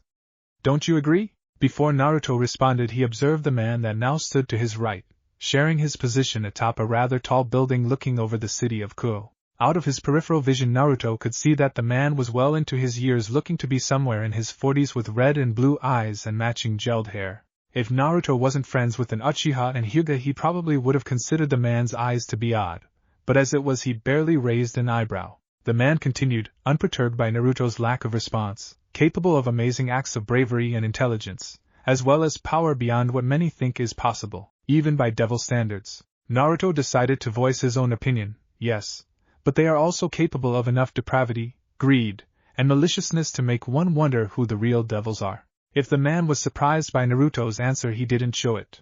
I see that you speak from experience, which is surprising for one as young as yourself. Your eyes, though, they betray your body. And what do you mean by that? Naruto asked, genuinely curious. The man glanced at Naruto for a brief moment before returning his gaze to the city below. Your body says you are still young and innocent, yet your eyes tell the story of a man who has gone through hell. A man who has loved and lost, whom has experienced the highs and lows of life. A man many decades older than you appear to be. Naruto nodded, as a certain vixen he knew had once told him something similar. He then sighed before speaking again. Thus is the price of war. The price of human ambition, perverted by darkness. The man slowly nodded in response, agreeing to Naruto's sullen statement. Even now your eyes show that you are a loving person, willing to go to great lengths to help those close to you, or even those you barely know. Despite the hardships you have experienced, you've managed to hold on to your happiness and sense of self. Impressive. Neither said anything for a while, enjoying the quiet that was only broken by the noises of the city below them. Naruto. Naruto Namikaze Uzumaki. An interesting name. Maelstrom Wavewind Whirlpool. The man then turned to Naruto fully, stretching out his hand. When Naruto firmly grasped it, the man smiled. Mephistopheles. The two returned to looking out over the city once more. After a few minutes, Naruto broke the calm silence again. I have a feeling you may be able to answer some questions that I have. I may, depending on what those questions are. Do you know what a shinju is? My oh my, I haven't heard that term in a long while, but yes, I do. Then it's safe to assume that this world has a shinju? Mephisto just nodded in agreement. The shinju, it's hurt or dying, isn't it? That is a difficult question to answer. Naruto turned a curious look towards Mephisto. How so? I'm assuming you are aware of the three factions and their leaders, correct? Naruto just nodded. Well, in a time before recorded history, there was a shinju. However, due to some event or other, its power was split into a number of pieces. These fragments gained sentience and became the various gods and goddesses, some stronger than others due to having more of the shinju's energies. What was left formed the first generation of devils and other creatures. Can you be more specific? Mephisto sighed. I'm afraid not. As I said, this was before recorded history, and most of the gods and goddesses from that time are either dead or have passed down their power. The same can be said for the devils of that era. As a result, very few remember or even have knowledge of that time. Naruto also sighed before gesturing for his companion to continue. As far as I know, the Christian God decided that, since he had such a vast amount of power, more than all but a handful of beings, he would split it into three parts. Part of that divided energy gave birth to his servants, the angels. The other kick-started the growth of life on this here planet. A couple of centuries later, which is nothing to immortals like them, humans had become sentient and self-aware. They had become rational beings not unlike the one that had given birth to them. That answers a few things I was wondering about, and I now have an idea of what it is that I can feel permeating this world. But one last question. There is a darkness that coexists with the light that I believe to be the remnants of that God. What is it? That is the darkness itself. I'm sure you know of the balance between light and dark, correct? Mephisto inquired, seemingly shaken by something. Of course. It's a basic rule of life, that there can be no light without darkness and vice versa, Naruto answered. He had become acquainted with that particular philosophy when he saw that, although peace had come to the elemental nations, there were still bandits, thieves, murderers, and other such vile people. Although the numbers of such criminals and the frequency of their depredations had dropped severely, they had never been the problem in the first place. The source of the hatred and greed that was the cycle of life had been the hidden villages and ultimately the ancestors of the Senju and Uchiha, Hagoromo's own two sons, Indra and Azura. Ironically, Madara and Obito had played a huge part in the bringing about of peace. It had been under threat of the Eye of the Moon plan that all the hidden villages discarded any distrust or hatred of each other, and banded together, united in their desire to maintain their free will. Ages of darkness had brought about an age of light. Yes, well, being that the Shinju, in and of itself, is life in the purest form means that it has equal parts dark and light, Mephisto continued. Naruto nodded again. The darkness of his world Shinju gave birth to the monster that was the Jubi. The light of the Shinju had turned Hagoromo Otsutsuki into the famed Rikudo Sennin. The light gave life to the deities and the devils and such. The dark, however, birthed something else. I do not know the full story, but I do know that whatever it was eventually caused the death of the Christian god and several other deities. Naruto had to resist the urge to face palm at the information. Of course, this world Shinju turned itself into a damn deity-level monster. He had managed to stop Obito and Madara from unleashing the wrath of an incomplete Jubi, but his furry former tenant had explained that had they not been able to, there would have been very little hope for them as, even incomplete, the monstrous Jubi was a force of nature unto itself. Not even the combined might of herself and the Hachibi could hope to compare to the immense power that was the Shinju incarnate. What made Naruto so annoyed was that he had no doubt that through some occurrence or another he would find himself having to either stop someone from awakening the beast or stopping the beast itself, something which he doubted would be even remotely possible, even with him using Sage Mode and every other trick that he had in his bag. Nonetheless, Naruto turned to the well-dressed Mephisto. Thank you for the information, it was indeed very helpful. No problem at all. Now may I ask a question of you? Mephisto spoke. When Naruto nodded, the elder man continued, What exactly are you, Uzumaki-san? I can sense that you are indeed powerful, immensely so in fact, but I cannot tell if you are a devil, angel, or even a dragon, and I have been around long enough to acquaint myself with almost every race that exists here on Earth, in the underworld, and even those that reside in heaven.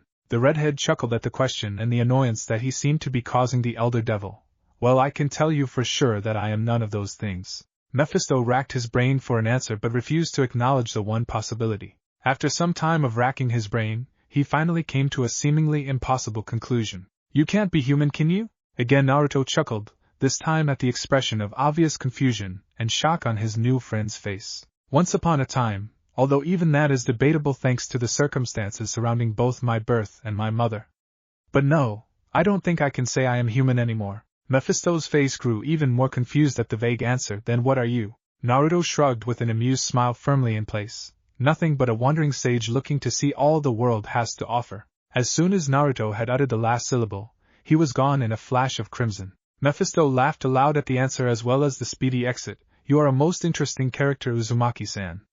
I wonder what surprises you'll have in the future. As Naruto was walking back to his home, getting the occasional odd stare for his choice in clothes, he noticed that both Rias and Issei were talking to a young girl who looked to be around Kaniko's age. The girl was dressed in what looked to be a nun's habit, if Naruto had to guess, and had blonde hair that was just a few shades darker than his own hair's former color. Rias was the first one of the small group to notice him, and waved him over with a small smile on her face. Naruto returned the smile and strolled up to them, offering a grin to the nervous young girl. Hey Rias-chan, perv, the Uzumaki said with his foxy grin still in place, looking at Issei.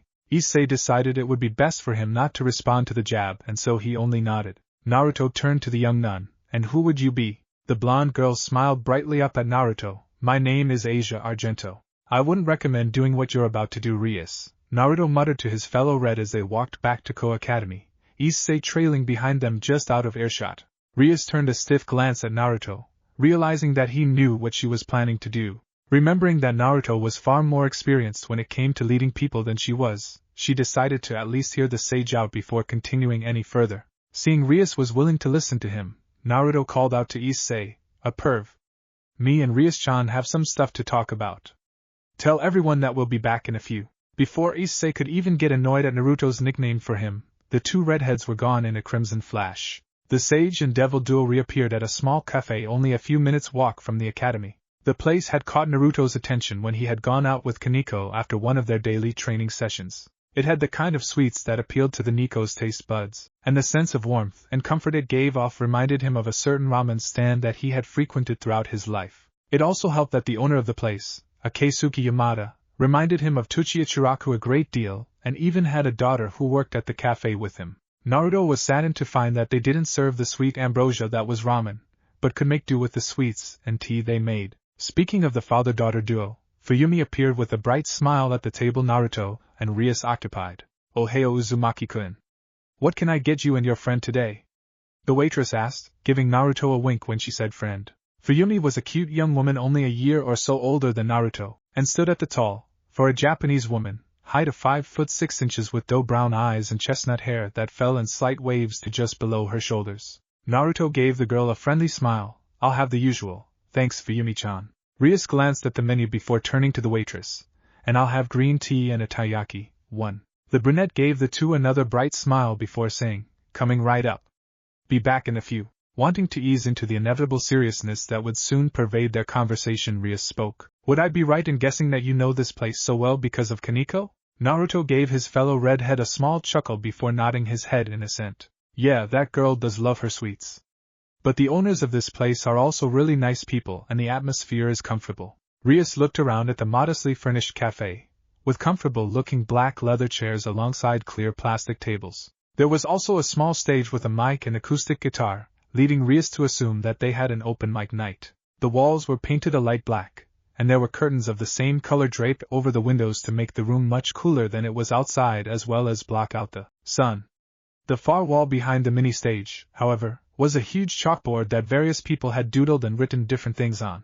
There were even several very well-done drawings that caught Rias' eye for a few seconds. The customers all talked quietly and among their own little groups, but it was clear that they were all content.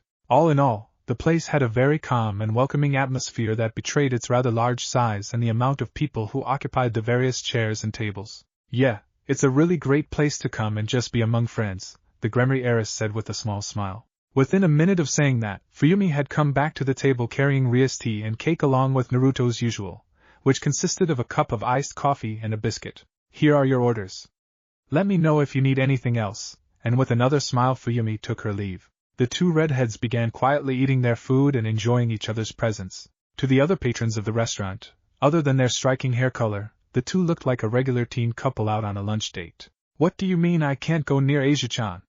Issei shouted angrily. Rias sighed as she rubbed her forehead in frustration at her pawn's seemingly selective hearing. He had ignored her saying that he could see Asia on their territory and instead latched on to not being allowed to go to the church, resulting in her current annoyance. Gaki, pay attention would ya?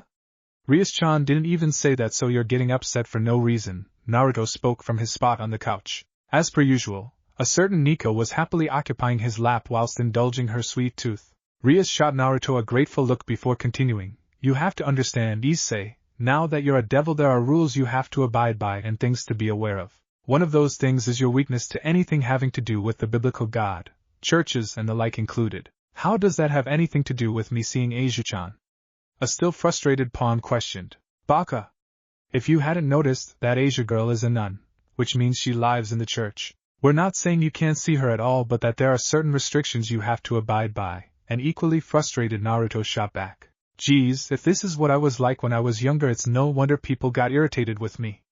Gigi must have had the patience of a saint to put up with me. The brunette pawn finally huffed, showing that he finally understood though he didn't necessarily like it. Issei then bowed to Rias. I apologize, Rias-senpai. Rias only sighed and nodded her head at him, keeping her arms crossed. I'm just trying to look out for you, Issei. Issei grudgingly nodded back, before turning and walking out the door. The Gremory heiress sighed yet again as she plopped herself down into a chair tiredly. Only seconds later, Akino was setting a tray of tea down on the table. Rias gave her queen and best friend a small smile of gratitude. It'll all play out alright, Rias-chan. Kid's stubborn as hell, but deep down he knows that you're right and that you only have his best interests at heart. Just give him some time and he'll come around, Naruto calmly said as he stroked a purring Kaneko's hair. Thank you, Naruto-kun, for everything. That could have gone terribly if you hadn't helped out, Rias said, honestly expressing her feelings of deep gratitude to her fellow redhead. Naruto gave her smile before picking up his senjutsu student and placing her on the couch, causing the young girl to pout. After stretching out some kinks that he had gained from sitting for so long, Naruto spoke up again. No problem, Rias-chan. Always happy to help, but right now there's something I gotta check out. Rias rose as well and stepped to his side as the Uzumaki opened the window, letting in the cool afternoon breeze. Well, is it something I can help you with? It's the least I could do in return. Naruto just gave the busted devil a warm smile before engulfing her in a hug. When Rias felt Naruto's arms circle around her body, and the accompanying warmth that seemed to constantly exude from his person, she blushed heavily. The two had been closer and much more intimate before, what with Rias finding Naruto's bed preferable to her own, but it had pretty much always been her that initiated the contact. In one move the sage had managed to do something that nobody else had been able to, getting Rias to feel something foreign to her. How far this romantic attraction she had for the enigmatic and powerful being went, and what it meant for them in the future remained to be seen. But if Rias had any say in it, she was going to try and make sure it meant something. Thanks for volunteering, but it's nothing I can't handle. I might be gone for a few days, but if you need anything just throw this somewhere, and I'll be there as fast as I can, okay? Naruto said, handing her an intricately designed kunai.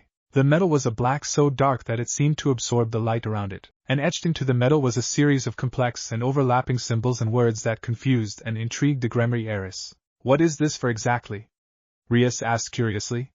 Both Akino and Kaneko were also equally curious about the strange blade and were staring at it along with their king. You know how I do that flash thing? A grinning Naruto asked. No matter how old he got, he would always be excited to brag about one of his moves, especially one that his father had created and that he had then improved upon. When Naruto saw all three of the girls nod their heads in affirmation, he continued, well, that technique was actually created by my father, with my mother's assistance. Originally he had to use tri-pronged kunai with markings similar to that to mark where he wanted to flash to. When he died he had been working on a way to eliminate the need for the markers, so when I got my hands on his notes for the technique I continued where he left off and was able to perfect it, and eliminate the need for the markers by combining it with a power that my mom passed down to me. But I do still know how to use the technique with the markers, and they do have their benefits. They act like flares, don't they? Rias asked, surprising Naruto. People had always asked why he still made markers when he had mastered the technique already, and he had always had to explain it to them in detail. Yet Rias guessed it from just hearing him explaining the basics of the technique. Yeah, they do. When they're thrown or plunged into something they start sending out pulses of energy to me, and so allow me to know exactly where you are so I can then flash. They're at the speed of light. That's a very interesting technique. Your parents must have been geniuses to come up with such an impressive move, using nothing more than a few rune-like symbols and their own power. But I am curious. What is the technique called? Akino commented. Yeah, my father was actually considered a prodigy, and hailed as a hero because of this technique as well as his other unique jutsu. With just the two moves he was able to wipe out a whole battalion of enemy nin in the blink of an eye. It earned him the moniker of Kuroi Senko, Yellow Flash, and a flee-on-sight order from our enemies that had never been heard of before. The two moves themselves were called the Hiraishin no Jutsu, Flying Thunder God Technique, and the Rasengan, Spiraling Sphere, Naruto said, looking up at the sky, losing himself in thoughts of his parents, and how they would feel about the decisions he'd made. This was not lost on any of the girls or Kiba and Issei, who had made their way into the clubroom as quietly as possible after seeing the look in the sage's eyes. Rias decided that this would be good time to unravel more of the mystery that was Naruto before he left for the next few days. And what about your mother? She was just as feared and revered as my father, and was known across the nations as the Konoha no Beneheim, Crimson/Bloody Princess of the Leaf. My father was good at seals, far more than almost everybody else, but my mother? She was a master at them. Everything my father knew about seals he learned from her. She was also known to be deadly with a blade. Naruto turned to Rias with a look in his eyes and a smile on his face that shook her, and caused her to begin to blush heavily. He then reached his hand out, and softly grabbed a strand of Rias' striking hair. You two actually have a lot in common. She also had fiery red hair and a natural sense of beauty that left even my father in awe. She originally hated her hair since she was teased because of it as a child, but grew to love it because my father said that it was one of the reasons he had fallen for her. Naruto then laughed, and turned his gaze back to the sky, leaving a weak-kneed Rias to try and regain her composure. When I met my mother later in life, I actually told her that I wished that I had her red hair instead of my father's blonde. Funnily enough, that came true after I said it. Kiba chose this time to ask his own question. Naruto-senpai, you were blonde originally? Yup, though my hair was a much darker shade than yours. People used to say that it was sun-kissed. What were their names? Kaneko asked quietly, and to the shock of everyone there they saw Naruto's sapphire eyes glisten before they saw a few tears trail down his face. No one had expected that. For the short time they had known him, they had all begun to see Naruto as a pillar of strength that could never crack or crumble, a powerful being that stood above most. And yet before them there he stood, a sage and a man that had done and seen so much throughout his short life, crying at the memories of his parents. My father was Minato Namikaze and my mother was Kushina Uzumaki. No one said anything for a while, too shocked to say much of anything. Issei, however, was the one to break it. What happened to them? The girls shot him a nasty look at asking such a question in such a brazen manner, and even Kiba shook his head in disappointment. Naruto's eyes became dull, yet still he wore a small smile that showed the conflicting of emotions that ran through him. They died on the day I was born. Sacrificed their lives so that I could live mine, and also gave me the power and tools to become the person I am today. Again no one said a word or made a move. Rias was left in shock at all she was finding out about this man that had stepped into her life. She knew that he had fought in a war, was raised and trained to be a killer, and could see the kind of person he was. But in this moment she was finding out more than she had ever been able to when she asked questions about him. He was almost baring his naked soul to them. Sure, she knew there was more to him, more people who affected him and other events that molded him. But the emotions that were seen in his eyes and heard in his voice when he talked about his parents showed that they meant a lot to Naruto. Kaneko was equally as shocked. To her he was her pillar, a standard to which she could and should compare herself to her. He was her sensei, a powerful being who had mastered an art that could make someone as powerful as a god, yet he never let that go to his head. Naruto was a humbled man, a light to her and those whose lives he had touched. To see her sensei, her role model, her pillar look so fragile and so human made her admire him even more. If he could reach heights that so many sought to without sacrificing who he was, without giving up the bonds and people who shaped him, then so could she. By bearing his flaws, his humanity, Naruto had become even more perfect to Kaneko. Kiba was lost in his own thoughts. Naruto was something of a measuring bar for Kiba. He far outclassed the knight in almost every aspect, and yet was still someone you would be proud to call a friend. Kiba also knew that there was more to Naruto, a lot more, and that quite a bit of it was much darker and more horrifying than losing his parents at birth. Kiba had a feeling that his own dark past with a certain church experiment paled in comparison to Naruto's shadowed past. But if Naruto could conquer that to become stronger and stand taller, then so could Kiba. Issei was left feeling both inadequate and grounded at the same time. Here he was complaining about becoming a devil and whining about not being able to see a girl he had not even known for an hour. And then there was Naruto. He had lost his parents when he was born. That alone shook Issei. What would he be like if he didn't have his parents? Would he even be alive without the two people that loved him unconditionally and had cared for him without expecting anything in return? The love of a parent was something that could never be replicated or replaced. Naruto had lived his life never knowing that love. The Queen Akino was also shaken up by the whole thing. On some level she connected with Naruto, having lost her parents at a young age. Yet that also meant that she couldn't connect with Naruto. She had known the love of her parents, the warmth of a mother's hug, and the security of a father's arms for as short as it was. Naruto hadn't, never had, and probably never would experience any of those things. It saddened her to know that someone so amazing had suffered something like that. Naruto turned his head to them, unashamedly showing the sadness in the form of tears trekking down his cheeks, and smiled. Sorry for that. Didn't mean to dump all of that on you guys, and don't worry, Issei. Was only natural that you asked that question. Naruto then fully turned and gave a tight, warm hug to each of the girls. Rias returned the gesture and even pecked him on the cheek. Kaneko just nuzzled her head into his chest and clung to him tightly. Akino smiled a genuine smile and returned the hug. Kiba and him shared a firm handshake before he ruffled Issei's hair jokingly. Well, I'll be back in a few days. Try not to get into too much trouble. And with a last laugh and smile, Naruto was gone in a crimson flash. Bucho? Akino spoke. Yes, Akino? I just realized something. Uzumaki-kun said that his parents died when he was born, right? Rias turned a curious glance at Akino. Yes, he did. Why are you asking, though? Akino shook her head. Because he said that he met his mother later in life, and the way he spoke about the two meant that he had met them both personally. Are you suggesting that he was lying, Akino? Akino immediately waved her hands in defense. Of course not, Bucho. But I'm saying that there's more to it. Dead people just don't come back to life, even for a short time, unless there was some foul play or something. You're right. There's still a lot more that he's not telling us, Rias said resolutely, gripping the kunai Naruto had given to her chest. Damn it!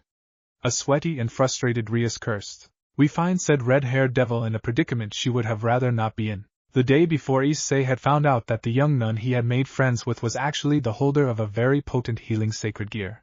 On top of that, she was being held against her will at the church by several fallen and excommunicated priests and exorcists. Her situation went from bad to worse as the nun overheard one of the fallen talking about forcibly taking her gear out of her, even if it meant her death. She had barely been able to get the message out to Issei before they found her, and she was taken back to the church, presumably so that the Fallen could go through with their plan. Issei had of course been vehement that they go and help Asia and save her life. At first Rias had been against the idea because she didn't want to disturb the balance that was the ceasefire between the three factions. It was at that time that something odd happened.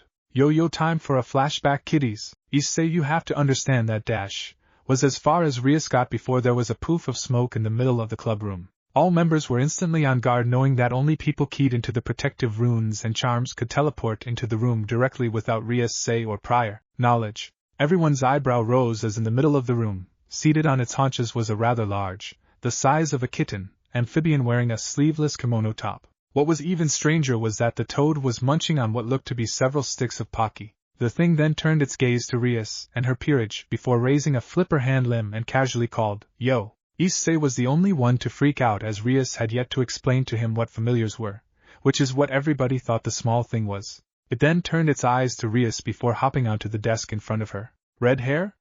Check. Porcelain skin? Yup. Large assets? Haha, check. Boss sure knows how to pick 'em. Rias had to refrain herself from hurting the toad at the assets comment, if only out of curiosity as to how it knew who she was and who its boss was. Era, and who would your boss be, Toad-san? A curious Akino asked. The boss glanced at Akino out of its peripheral vision before turning its attention back on Rias. Sorry girly, boss didn't mention you, so I can't disclose that info. I'm just here to deliver a message from boss to you, Gremory. Rias only rose an eyebrow at the title. Well then, can I have the message? The toad chuckled. Right, sorry. The clothed toad then cleared its throat before continuing. Rias, that cute little nun that the perv made friends with is in big trouble. The Fallen that have her are acting outside of the orders of the Gregory governor, so you can take care of them without worrying about any political backlash. The humans have also been excommunicated from the church, so they are free game as well. Rias' eyes widened as she realized who had sent the toad. Your boss is Naruto-kun? The toad then gave her a thumbs up somehow. Yup. We toads are the personal summons of Naruto-iban. Wait, so it's not just you then? A curious Kiba asked. He had heard of powerful devils being able to have several familiars, but the way the toad worded it made it sound like there were more than just a few of them. Nope. Boss usually uses me to deliver messages. When he needs battle help though, he'll call on Gamakichi, though Gamabunta also likes to come out every so often. But since boss has gotten so strong recently, he hasn't really needed the help, so him and Buntajiji usually just sit around and drink. Kaneko chose this time to chime in. Wait, you're the toads who taught Naruto-senpai how to use senjutsu, aren't you? While still munching on the pocky, the toad answered, well, not me personally. That was Shimaba-sama and Fukasakuja-sama. So where is Naruto-senpai? Kaneko asked. Truth be told, she had been missing Naruto quite a bit, and it had only been a few days since he had left. She still kept up with her senjutsu training so that when Naruto did come back she could show him what she could do. Oh well, boss said you might ask that. He kinda told me not to tell you guys that bit of information, only that he would probably be back in another day or two. The toad began to sweat as a deadly aura surrounded Rias, and she set a glacial stare at the toad. Do you know where Naruto-kun is? Yes, the toad replied in such a small voice it almost went unheard. Where is he? And it came out not in the form of a question but as a demand. Gotta go be. And with a poof of smoke the toad was gone. Back to the Future. Haha, get it? 'Cause it's a movie, and yeah, I'll just go now. After that little incident, Rias had decided to help Issei save Asia. What she hadn't expected though was a psychopathic exorcist with a fetish for killing devils, for mildly powerful fallen, and a league of annoying rogue priests.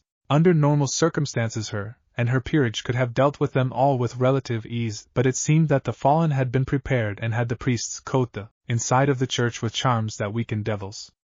As it was, they could still pull out a win, but it would be a difficult thing to do, especially when they were trying to stop Asia from being ritualistically killed for her sacred gear. That's when things went to complete shit.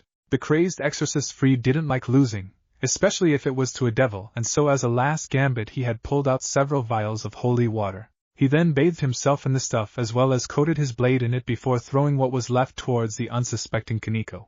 Fully healthy, a high-ranking pure-blooded devil would be left with severe burns from the blessed liquid. However, Kaneko was not at full strength, nor was she as powerful as a pure-blooded high-ranking devil, and even worse, she was about to take the brunt of the acidic liquid. Without even thinking, Rias tossed the kunai she had received from Naruto with all her strength and desperately called out, Naruto. All eyes were drawn to the speeding black knife as it neared the floor at Kaneko's feet, while the holy water was also hurtling towards the stunned Nico. To everyone's shock, a crimson flash appeared in front of the frozen Nico, who was then wrapped in the cloak of the figure that appeared from the flash. The vial smashed against back of the cloak, serving to only soak the piece of clothing. "You okay, Kaneko-chan?" rang the voice throughout the church. The young senjutsu user turned a wide-eyed gaze at the person who had engulfed her in his cloak, ultimately saving her life. "Naruto-senpai?" came her shaky voice. The figure then rose to his full height and let down his now wet cloak before grinning his signature foxy grin. "Well, I'm certainly not OL Saint Nick, or anything." Kaneko then wrapped her arms around a chuckling Naruto's abdomen. "Rias-chan, call everybody back. I'll take it from here." Rias only nodded her head before Kiba, Akino, and a hesitant Issei sped back towards their king near the entrance of the church. "I'm gonna need you to go with them, okay, Kaneko-chan?" Kaneko wiped her eyes of the few tears that had escaped her eyes before nodding and rushing to join the rest of the peerage. The sound of flesh hitting flesh then echoed throughout the church. Freed, with a crazed but pissed glint in his eyes, had a fist caught in Naruto's hand. "How the hell are you not dead yet? I'm covered in holy water. Your heathen ass should be burning right now." "Me a heathen?" Sounds funny coming from an excommunicated exorcist, don't you think? Now, normally I'm not one for unnecessary violence, but you made 2 mistakes. You tried to kill my cute student, and you also harmed the cute nun over there. Sorry, buddy, but I don't let people like you get 3 strikes. The next sound that reverberated through the church was that of bone being broken. Freed crumpled onto the white marble floor of the church in a fleshy mass of pain, only his open mouth and wide eyes expressing the amount of pain he was in. In the blink of an eye, Naruto had crushed the bones in his hand while also delivering a swift kick to his leg at the knee, snapping the joints, tendons, and other assorted body parts located therein too. That's when Rias and the others noticed his eyes. The normally azure orbs that carried warmth and kindness in them were now 2 chips of ice colder than the tundra of Antarctica. This wasn't Sage Naruto. This wasn't prankster Naruto. No, this was the Naruto that had led the Shinobi Alliance against the megalomaniac Tobi. This was the Naruto that had housed the Kyuubi in his body for 17 years of his life and had paid the price for it.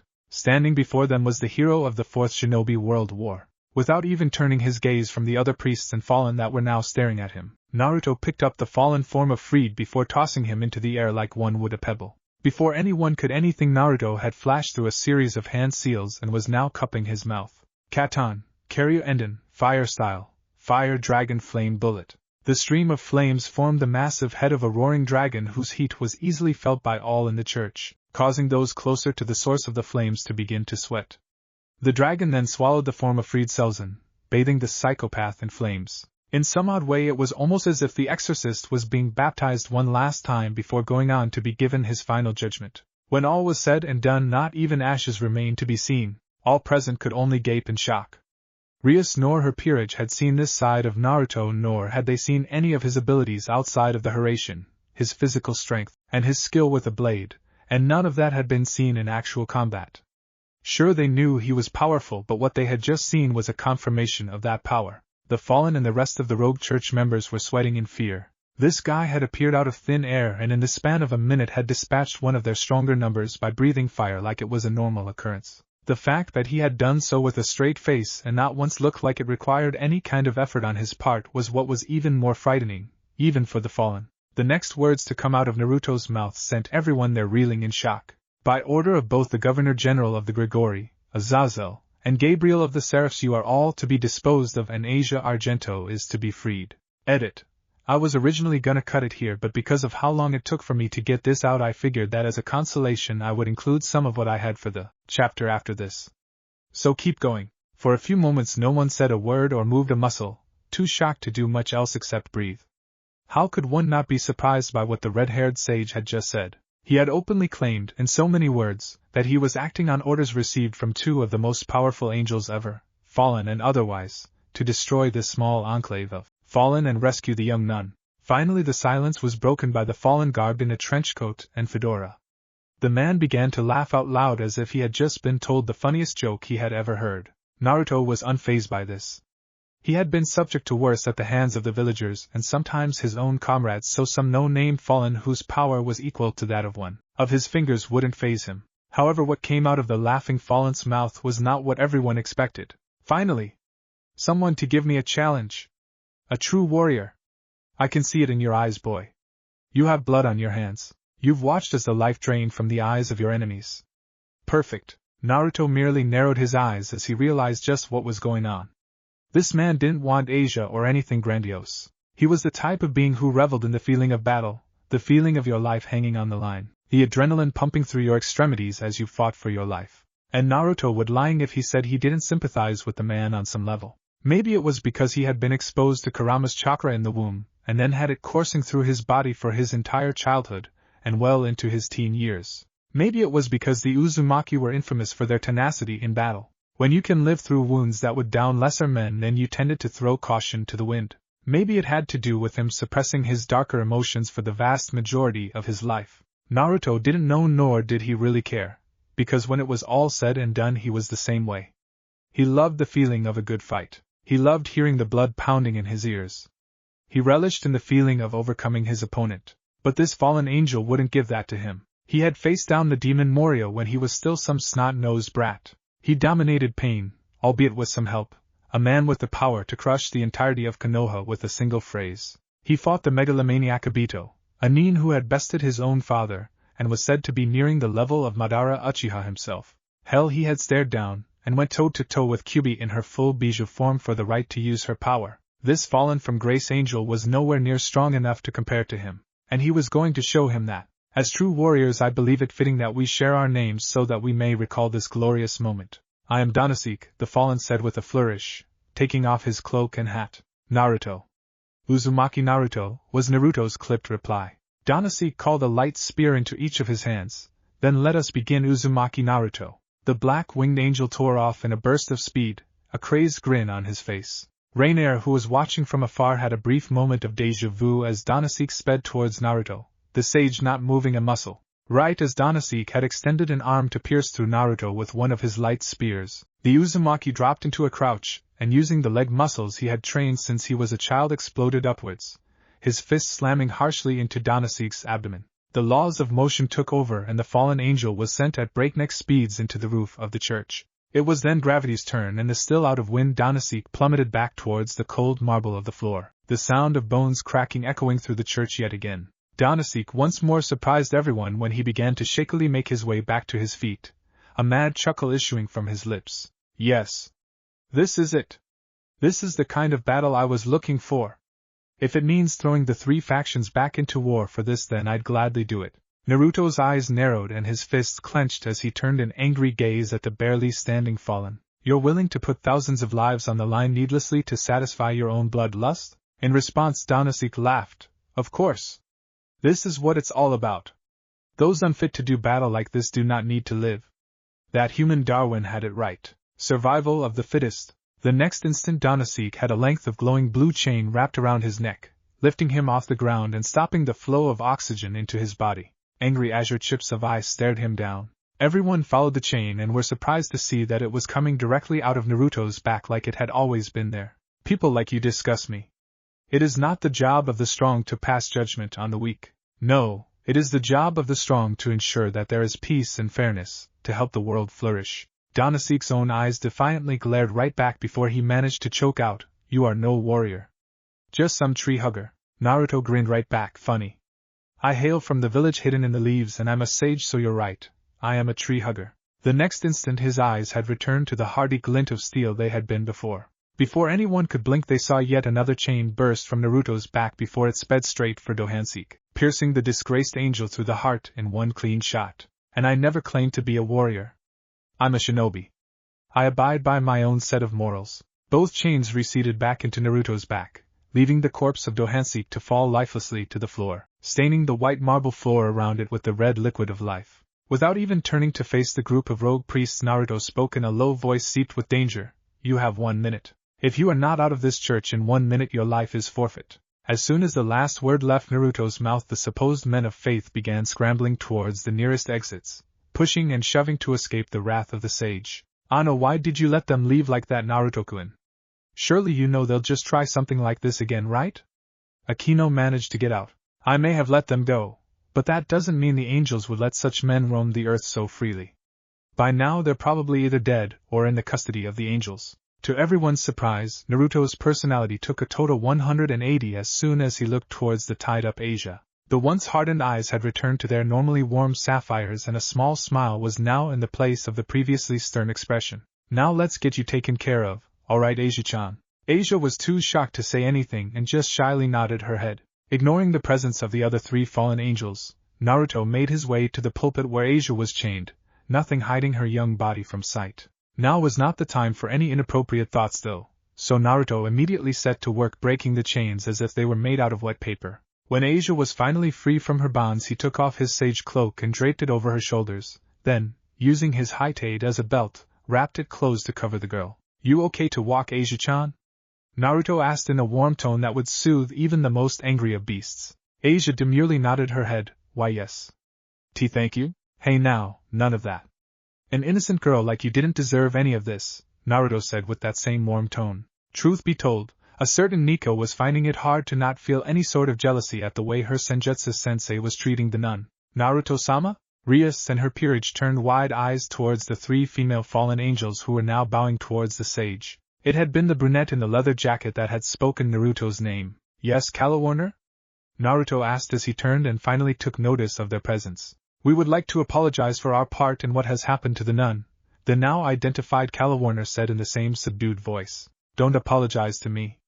You should be apologizing to Asia-chan instead." Everybody noticed how all 3 instantly went rigid for just a brief moment before they turned and inclined their heads towards Asia. "We apologize for what we did to you, especially Middle," Calawarner said, getting in a jab at her shorter comrade. "Hey! Fuck you, Calawarner!" An indignant loli yelled back. Naruto just shook his head and chuckled at the now bickering females. Of course, he knew that if he didn't interfere the 2 would probably keep going for at least another hour, and he would much like to get back to his bed before that. This is probably how Kakashi-sensei felt dealing with me and Sasuke. "Alright, that's enough you 2. You can continue your little spat after we're done here." Almost instantly the 2 went back to bowing. Of course, Naruto-sama. It was at this time that Rias and her peerage made their way towards the group, all with wary faces, though none more so than Akino. "So what Azazel said was true, huh? Hopefully I can help Akino-chan out." "Naruto-kun, what exactly is happening here?" Rias finally asked. "Don't talk to Naruto-sama like you know him," Middle burst out. Before Rias could say anything in return, Naruto spoke out. "Middle, it's fine. She's a friend." Middle only huffed and began to grumble about disrespectful bimbos. Naruto could only sweat drop at the fallen angel's attitude. Ryughite. "Anyways, long story short, while I was out and about I happened to bump into Azazel. Right as the name left his mouth Akino tensed, an action Naruto easily caught. So, we chatted for a bit before he told me how some faction of his comrades had split, and were operating outside of his orders. When he told me that they were working from here, I volunteered to handle it when I came back. Evidently that needed to happen sooner than I would have liked." "What about Gabriel? How did you meet her, and why did she want you to act on her part?" Rias asked, even more questions racing through her head. "Well, that one's a pretty long story, but the gist of it is she actually sought me out after I met Azazel. When she heard about what Azazel had asked me to do, she wanted me to help her out by rounding up the rogue priests." "So what was it exactly that you were doing that had you meeting the leader of the Gremory and one of heaven's strongest seraphs?" Rias pressed on. Naruto sighed, knowing that this was only the tip of the iceberg as far as Rias and her questions went. "Looking for some answers to some questions I had, and no, not all of them were answered, but I learned some rather interesting stuff while I was away." "Wait, what about those fallen? I thought you said they were sentenced to death by that Azazel guy?" An irritated Issei questioned.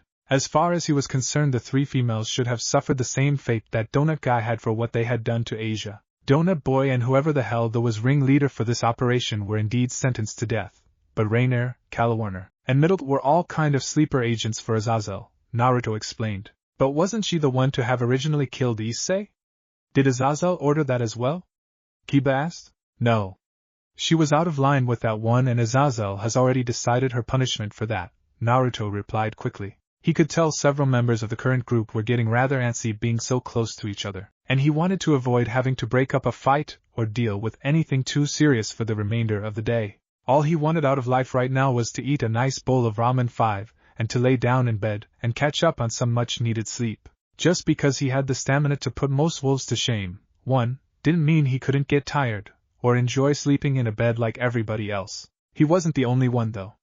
Rias hit it well, but he could see that the day's events were finally taking their toll on her, and the silent look of you, me bed. Sleep she was sending his way wasn't very subtle, not that he was complaining. Akino just looked like she wanted to be anywhere other than near the fallen. Kaneko looked almost entirely drained, she was already leaning against his arm to avoid falling to the floor and curling into a ball to sleep.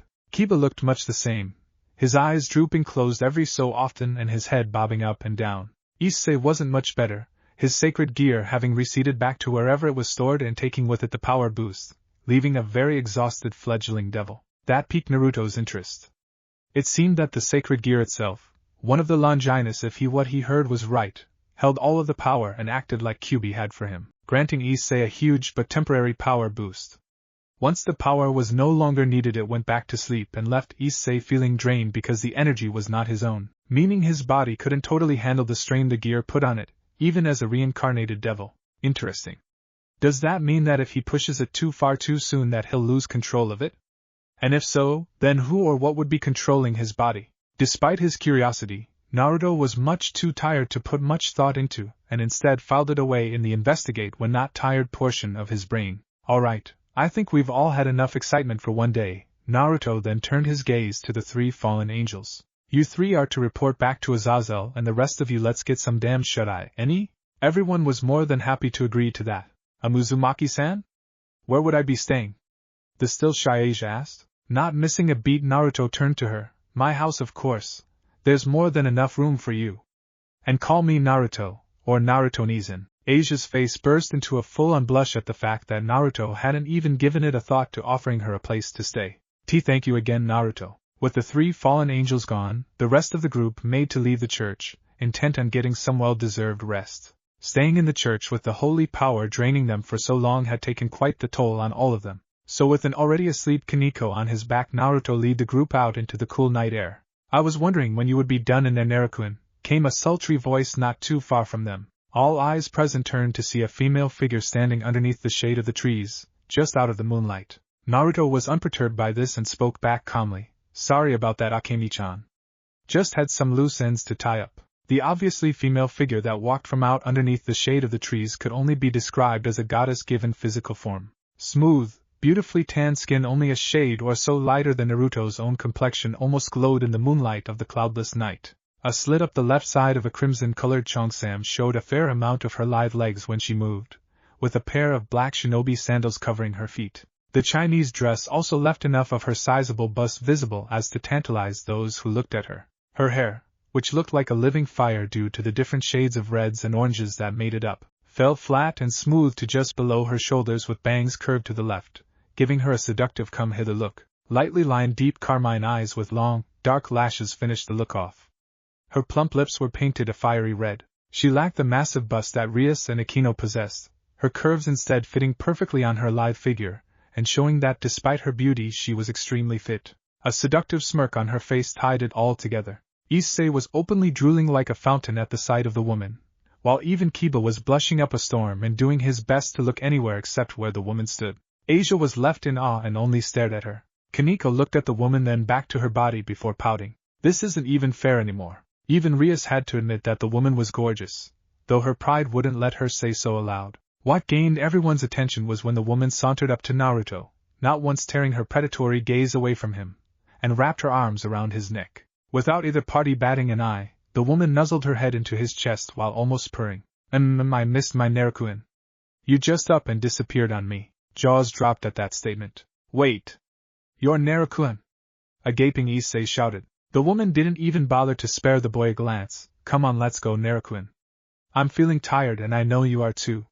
Our bed awaits. Rias was the next one to react. Your bed? The woman finally turned a bored side glance towards the rest of the group, not letting go of her hold on Naruto. I'm sorry. Who are you? Tiffed at the casual dismissal she was given, Rias used every ounce of royalty she had and crossed her arms under breasts, assuming her most dignified stance. Before replying, I am Rias Gremory, heiress apparent of the Gremory clan. Good for you, now be a good little girl and stop interrupting my Naruto time. Rias clenched her fist, and a tick mark began to form on her head out of frustration. Naruto knew if he let this go on any longer he would not be getting nearly as much sleep as he wanted.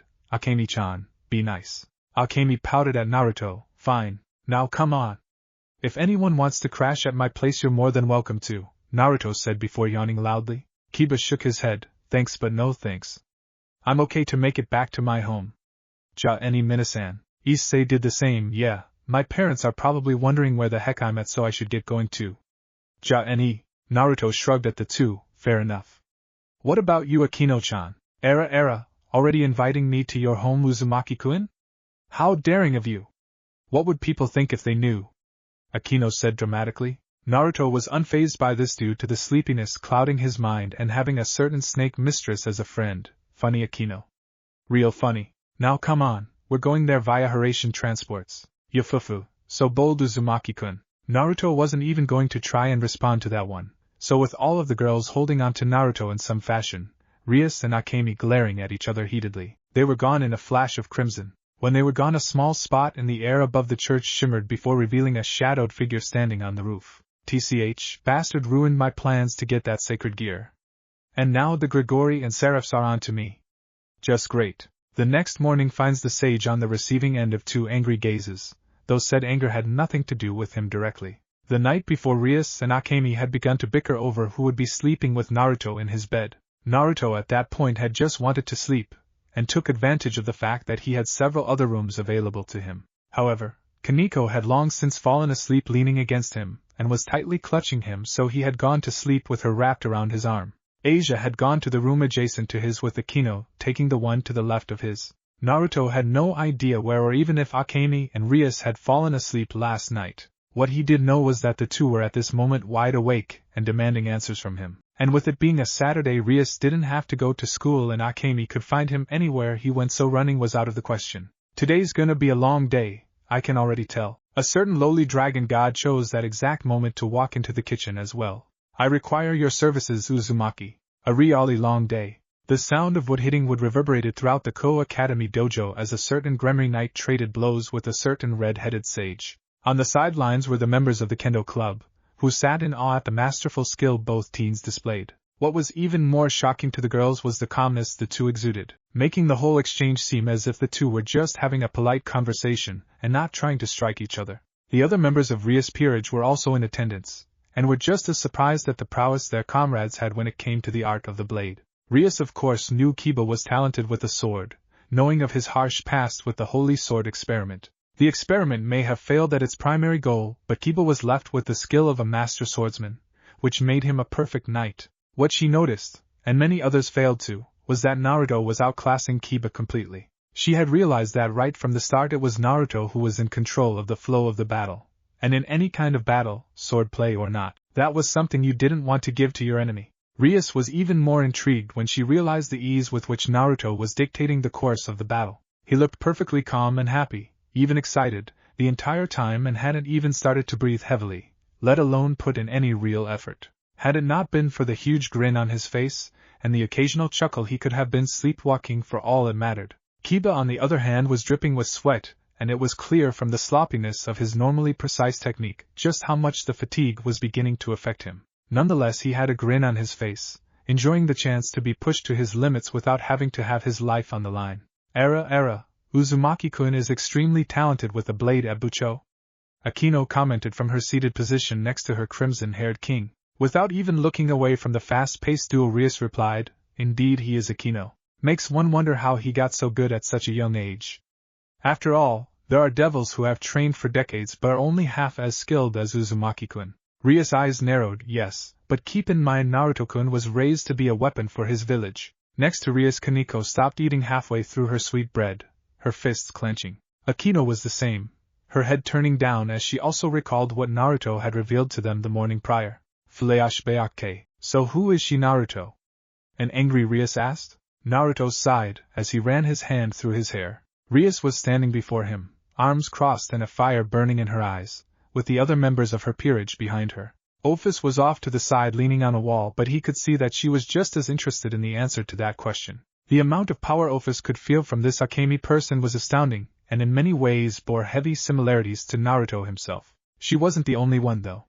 Thanks to being a little more accustomed to using nature energy, Kaneko's sensory abilities had been boosted quite a bit, and using said abilities she could see that this Akemi person was somehow heavily linked to her Senjutsu sensei. Everyone present could feel it actually, but no one could tell exactly what it was. Rias, however, felt it differently. In a way, Okami and Naruto's connection felt somewhat similar to the connection she had as king to the rest of her peerage, and that kind of bond was bordering on the soul level. Naruto nervously scratched the back of his head and chuckled. The short answer?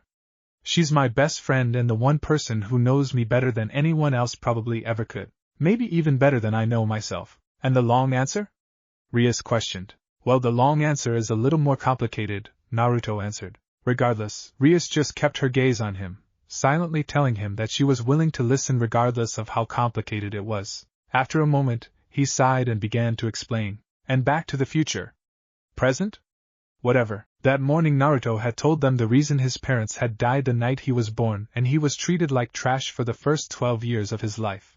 They had all been surprised that Naruto had stuck around as long as he had. Nonetheless, everyone present had gained a dislike towards anything having to do with Konoha. It struck a chord in Rias though. For 12 years Naruto was not Naruto to the villagers, but instead was the bijou he held at bay. Even when he saved them countless times, he still wasn't Naruto to them. He was the son of one of their greatest heroes. Rias could sympathize with Naruto on that.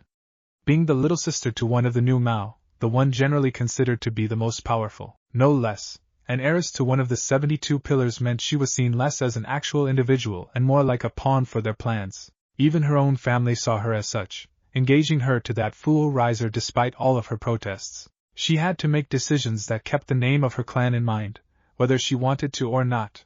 Naruto could have turned out the same way.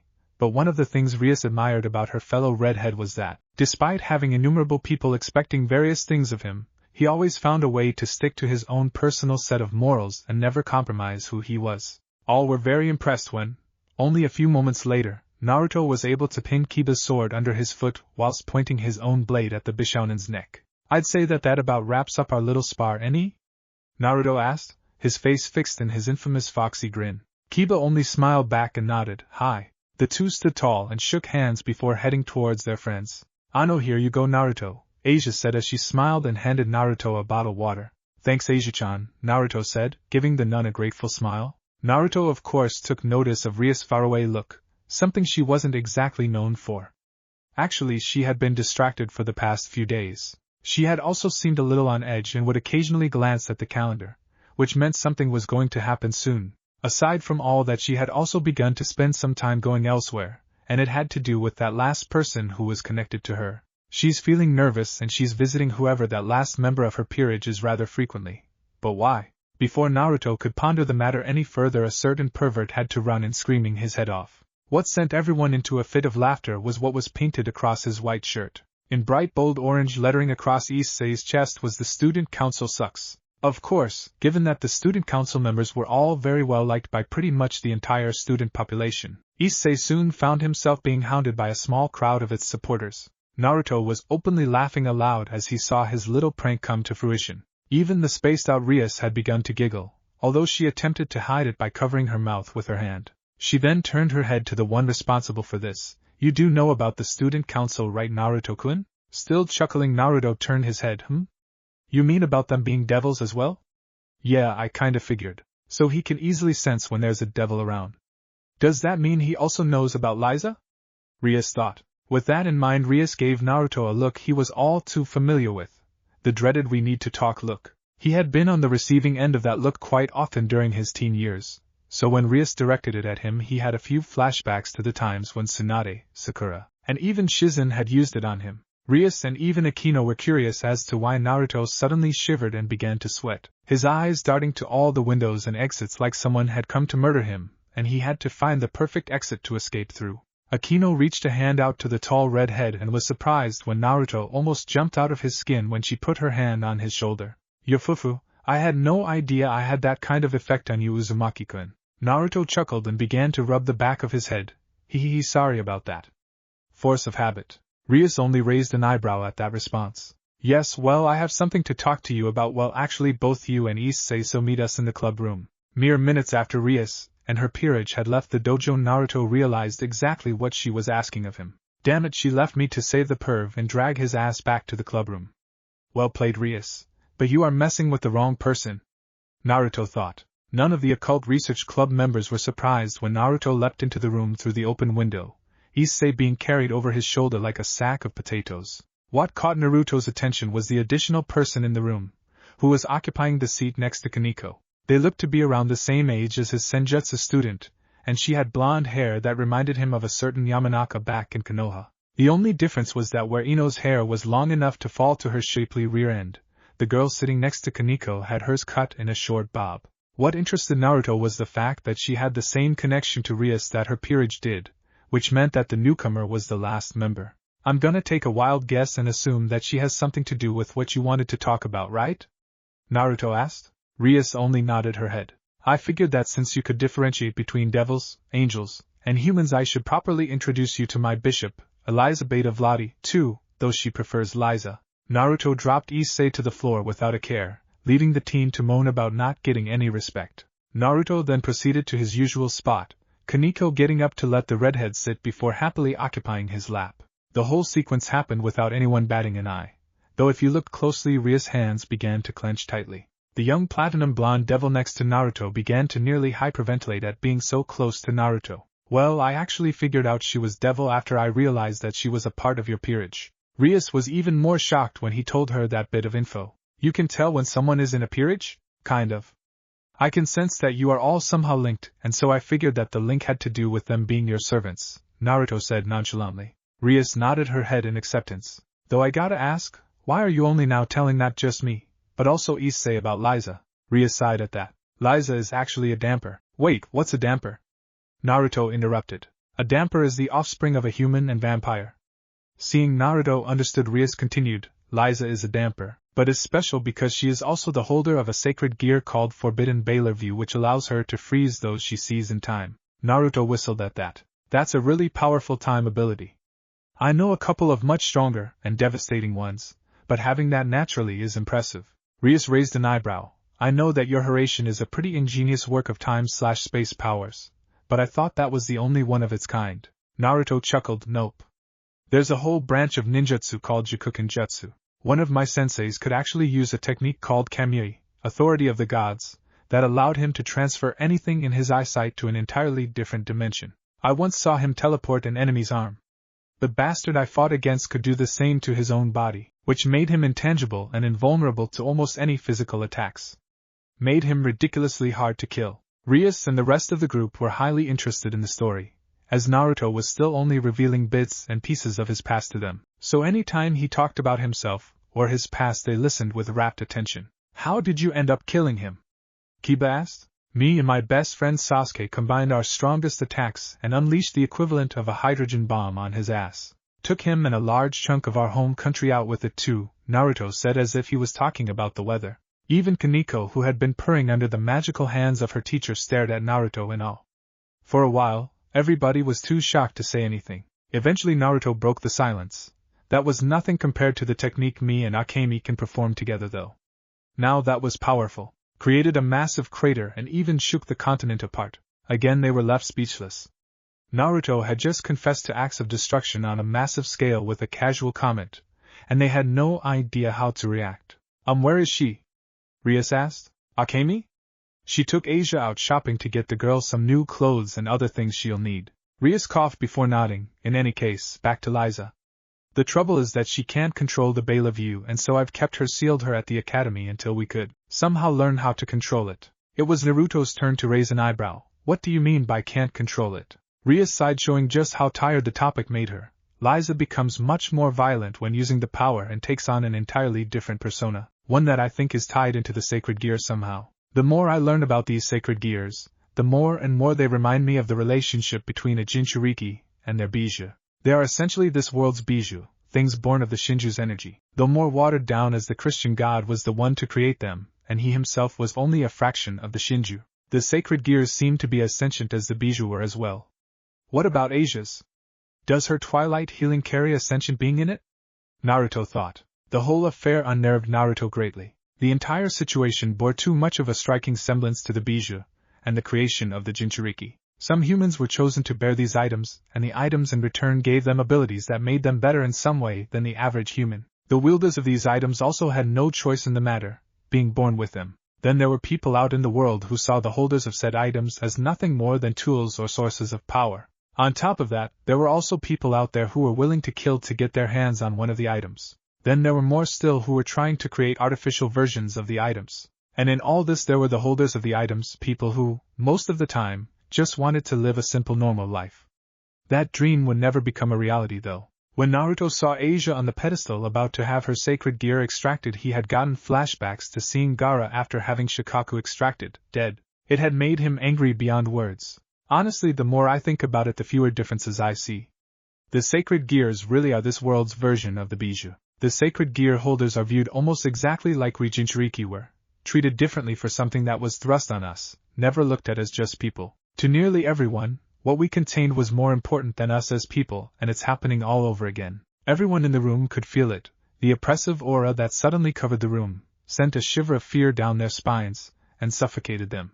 It was a feeling they hadn't felt since the whole church incident, and that had been a second-hand dosage. What they were feeling right now was close to being directly aimed at them. Kaneko was the one to break the spell, her hand softly caressing Naruto's cheek. When Naruto looked up, not even realizing he had begun to clench his fists or even that he had looked down in the first place, he was greeted with the worried eyes of Kaneko, Rias, Akino, and Kiba. Liza and Issei were huddled together in a corner due to fear of Naruto. Naruto chuckled to break the tension in the room. Sorry about that. Just got lost in my thoughts for a minute. No one dared to ask what the crimson-haired Uzumaki was thinking of that had gotten him mad enough to create such an oppressive aura. At any rate, is there any way possible you could help her with controlling her powers like you're doing with Kaneko? Rias asked, an imploring tone in her voice. She really does care for her peerage members like family members. Naruto sighed. I can help Kaneko, because I am a master at senjutsu. While I may be pretty good at seals and understanding Jikuken jutsu, I'm nowhere near being a master at it.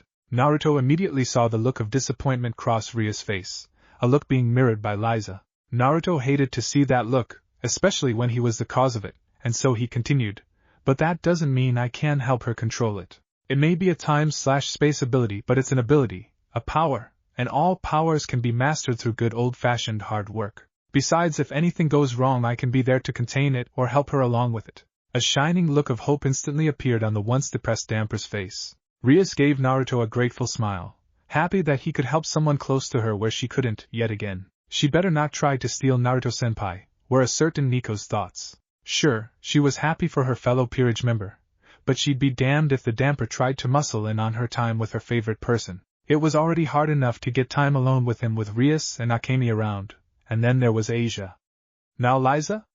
Yeah, Kaneko wasn't exactly a happy camper.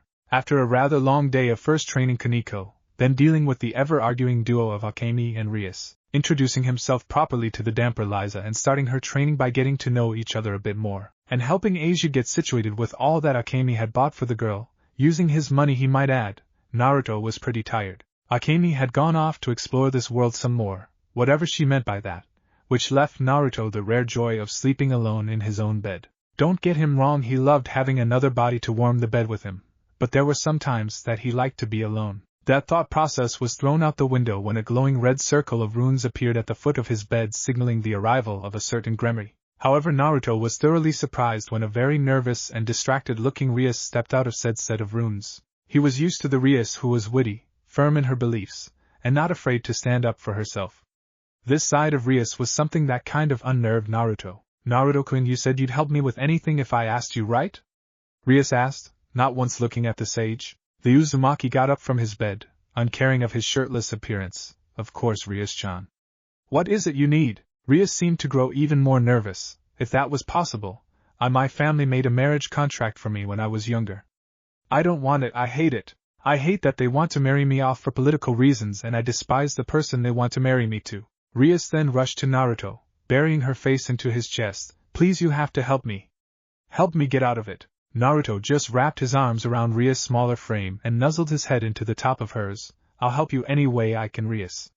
We'll figure this out together. That night Rias slept, cuddled in the arms of Naruto, holding tightly onto him as if she feared he would fade away otherwise. So do you think there's any other way for us to do this without having to resort to that? A nervous Rias asked. She and Naruto had been looking over every devil law that had anything at all to do with marriage. While they had found a plethora of fun facts about said topic, there was little else, and even less that could help them solve Rias's problem. The only concrete way they had found to make the contract null and void was if Rias willingly had sex with another man and became pregnant with his child. The prospect of doing so was something both Rias and Naruto had mixed feelings about. Rias was more than willing to do it if it meant she could get out of the contract. The fact that the man who would father the child and whom she would be giving her virginity to was Naruto made the choice all the more appealing. She may not know absolutely everything about Naruto, but she did know enough about the sage to be sure that if she had to choose anyone to have a child with, it was Naruto. The thought had entered her mind before, but she had believed that it would be after they had fallen in love with each other, and were married and ready to settle down, not to get her out of a marriage contract she was forced into. Naruto was having similar thoughts. Rias was pretty much immortal and would remain young for hundreds or even thousands of years to come.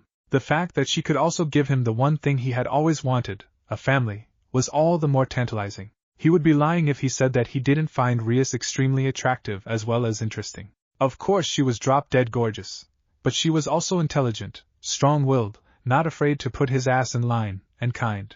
The fact that she had the crimson hair he so loved was just icing on the cake. He of course wanted to take the time to get to know her better, and maybe even fall for her. The sage also wanted to make sure that she knew what she was getting into with him. She may know about his being a former Jinchuriki and a sage, but there was a lot he still hadn't told her, a lot that could make or break a relationship.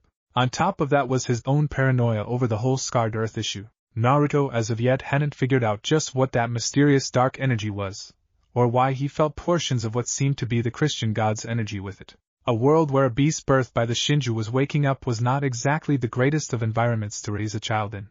He knew that from first-hand experience, after all. However, as the two of them kept looking over the various laws, it began to seem more and more likely that they'd have to take that option. Naruto sighed as he closed the book in his hands. We have 3 options available to us. Rias perked up upon hearing that Naruto had found possibly another way. The obvious route we both know about is a for sure way.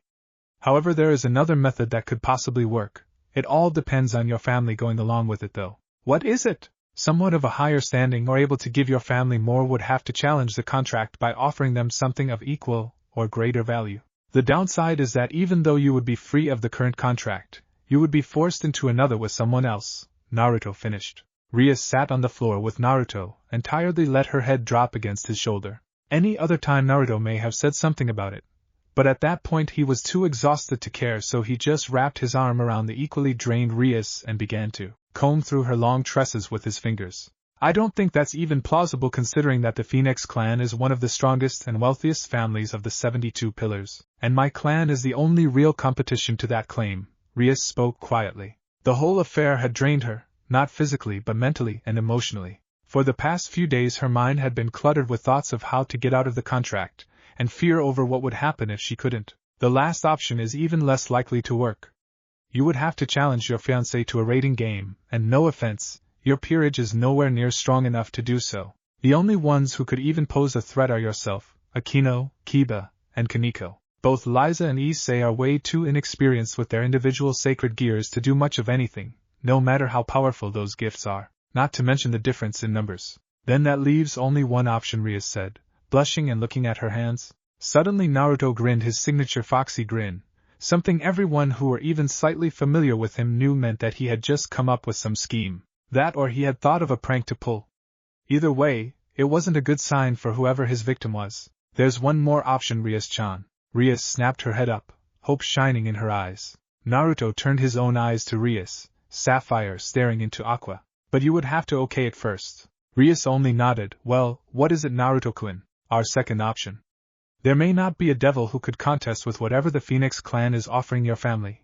But who said it had to be a devil? Naruto asked, his grin threatening to split his face. Rias instantly caught on to what Naruto was saying, and she had to admit that it was ingenious. Riser Phoenix was strong, no doubt about that, but he was nowhere even close to being able to compete with Naruto. While she still didn't know the height of the sage's power, from the brief glimpses she had seen she could safely say that Naruto would have little trouble dealing with Riser, even with the unique immortality the Phoenix clan was known for. On top of that, from what Naruto had told her, both of his parents were among the strongest people from their dimension, and his mother's clan was infamous for its unique traits that had been passed to Naruto himself. The Gremory/Bail clan's powers of destruction combined with the Fuinjutsu and longevity of the Uzumaki clan would be something to be feared. Besides all that was the fact that Naruto had hinted that his own healing ability was better than the Phoenix Clan's, a claim she couldn't help but believe, regardless of her not having seen it herself. That was something she had found out about Naruto.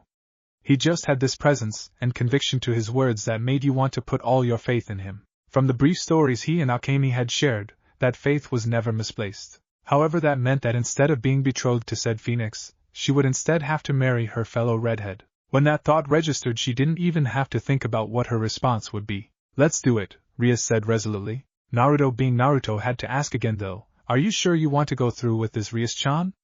If your family agrees, you'd be engaging yourself to." Before he could finish the sentence, Rias did something that stunned Naruto into silence. She kissed him. The kiss was quick, nothing but a simple peck on the lips, but both had felt something in that brief contact that could not be translated into words.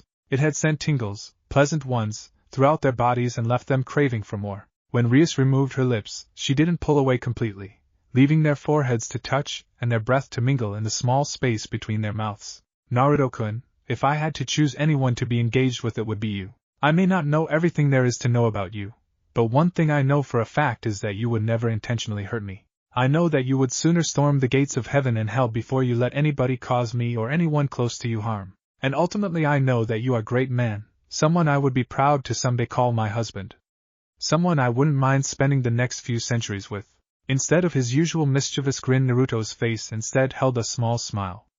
In that smile, however, was a level of happiness that Naruto had felt only a few times in his life. A smile so very few had ever seen, and would proudly say that they had been given the rare chance to see a true Naruto smile, not out of excitement but out of true happiness. "I've never been good with words, I'm more of a man of action, always have been and I probably always will be. This is no different." Naruto spoke softly before claiming Rias' lips with his own. This kiss started off innocently enough as an expression of not love, but something that could become love. However, soon enough, when the two couldn't get enough of the feeling the kiss gave them, it became a lot less innocent. Rias eventually pushed Naruto to the floor, before she grabbed his coat in her hands, straddled him with her long creamy legs, and hungrily began to kiss the sage. The Uzumaki's hands weren't idle either, busy as they were massaging Rias' curvaceous hips, causing the girl to moan into the kiss slightly. Before anything more could happen, a sound, several sounds at that, interrupted the moment. "Rias-senpai is being defiled by that damn sage. Era, I didn't think Bucho would be skipping class to do something so naughty with Uzumaki-kun Yufufu. Rias-senpai isn't being fair. What the hell do you think you're doing with My Naruto-kun?" The last three members, Kiba, Asia, and Liza, were looking elsewhere with dark blushes staining their faces. Rias was torn between embarrassment at being caught playing tonsil hockey with the resident sage and anger that they were interrupted. Being a pure-blooded devil meant that she didn't have as many boundaries as most people, so she settled on being angry. Naruto's thoughts were a little different. I wonder if Akemi and Rias don't mind sharing. Wait, damn you, Kakashi-sensei, Iaro Senin. Back in Konoha, a busy Kakashi, read as busy reading Ika, sneezed quite violently. I feel as though a certain student of mine is cursing my name. Could it mean? Immediately Kakashi's mask strained as the silver-haired Kage's face broke into a large grin. "Sakura, we are declaring today a holiday." From just outside the door the aforementioned woman's voice came. "I told you already that you can't make it Topless Tuesday, Kakashi-sensei." Kakashi lamented at that before regaining his previous bravado. "We'll talk about that some other time. Today is the day Naruto-kun was welcomed into the ranks of his predecessors, the ranks of the pervert." Almost instantly the door to his office exploded into splinters, an angry busted blonde at the door with murder in her eyes. "I swear to God, Kakashi, if you corrupted my little Naruto-kun, I will make sure that you can't give Shizen any more kids." Kakashi was of course cowering in a corner, in the fetal position. "It was Jiraiya-sama's fault, I swear. Spare me, O merciful one." Before anyone else could say or do anything, a familiar set of runes bearing the Gremory clan mark appeared on the floor of the clubroom. Seeing the mark, Rias already knew exactly who was coming through and unconsciously gripped Naruto's cloak tighter. "I do hope you weren't trying to do what I think you were, Rias-sama," came the monotone voice of the woman walking out of the teleportation circle. Naruto had to hold in a whistle as he beheld the beauty of the woman. Though her monotone voice made him sweat drop, what is with the women here and being impassive? Even Samui-chan showed a little more emotion than Office and this woman. Rias sighed before gracefully rising to her feet and straightening out her clothing, Naruto doing the same. "No, I was not. I was just thanking the man who had helped me find an even better way out of my predicament, Grafia." So this woman is the famed Grafia Lucifuge, the supposed unofficial fifth Mao. From what Azazel told me, she's one of the few devils able to give her husband, Rias' elder brother, a good fight, and even competed with one of the current Mao for the title, Naruto thought as he gazed at the silver-haired beauty. Grafia, however, didn't even acknowledge his presence, or any of the others for that matter, instead focusing solely on the heiress of the Gremory family. I do not think your fiancé would appreciate your way of thanking another man. Nonetheless, it is time for you to fulfill said contract, Grafia said, her voice not once wavering in tone. Naruto decided that now was as good a time as any for him to intervene, and he did so by smoothly stepping in front of Rias. He bowed to Grafia, which garnered a slight raising of one of her eyebrows as a reaction. Unfortunately, I must disagree with you, Lucifuge-san. You see, I wish to challenge the current marriage contract between the Gremory and Phoenix clans. And who would you be to declare such a thing? Grafia asked, a hint of doubt entering her voice. Naruto grinned so wide his eyes closed, before replying, no one but a wandering sage. However, I detest when people force others into doing something they would rather not, and Rias is my friend. So I will not just stand aside as she is forcibly wed to a man that she, in every sense of the word, loathes. Naruto knew that people like Grafia would never take him seriously at first. The only thing they respected was power, so he would show her why it had taken the combined might of Iwa, Kumo, and Kiri to destroy Uzushio, and even then they had failed, the Uzumaki clan merely becoming scattered. When Naruto next opened his eyes, he stared straight into Grafia's own silver orbs and began to channel his chakra around him. Everyone in the room instantly felt it, an invisible weight that began to grow heavier with each passing second. Soon the weight was too much, and Issei began to pant and broke out into a sweat.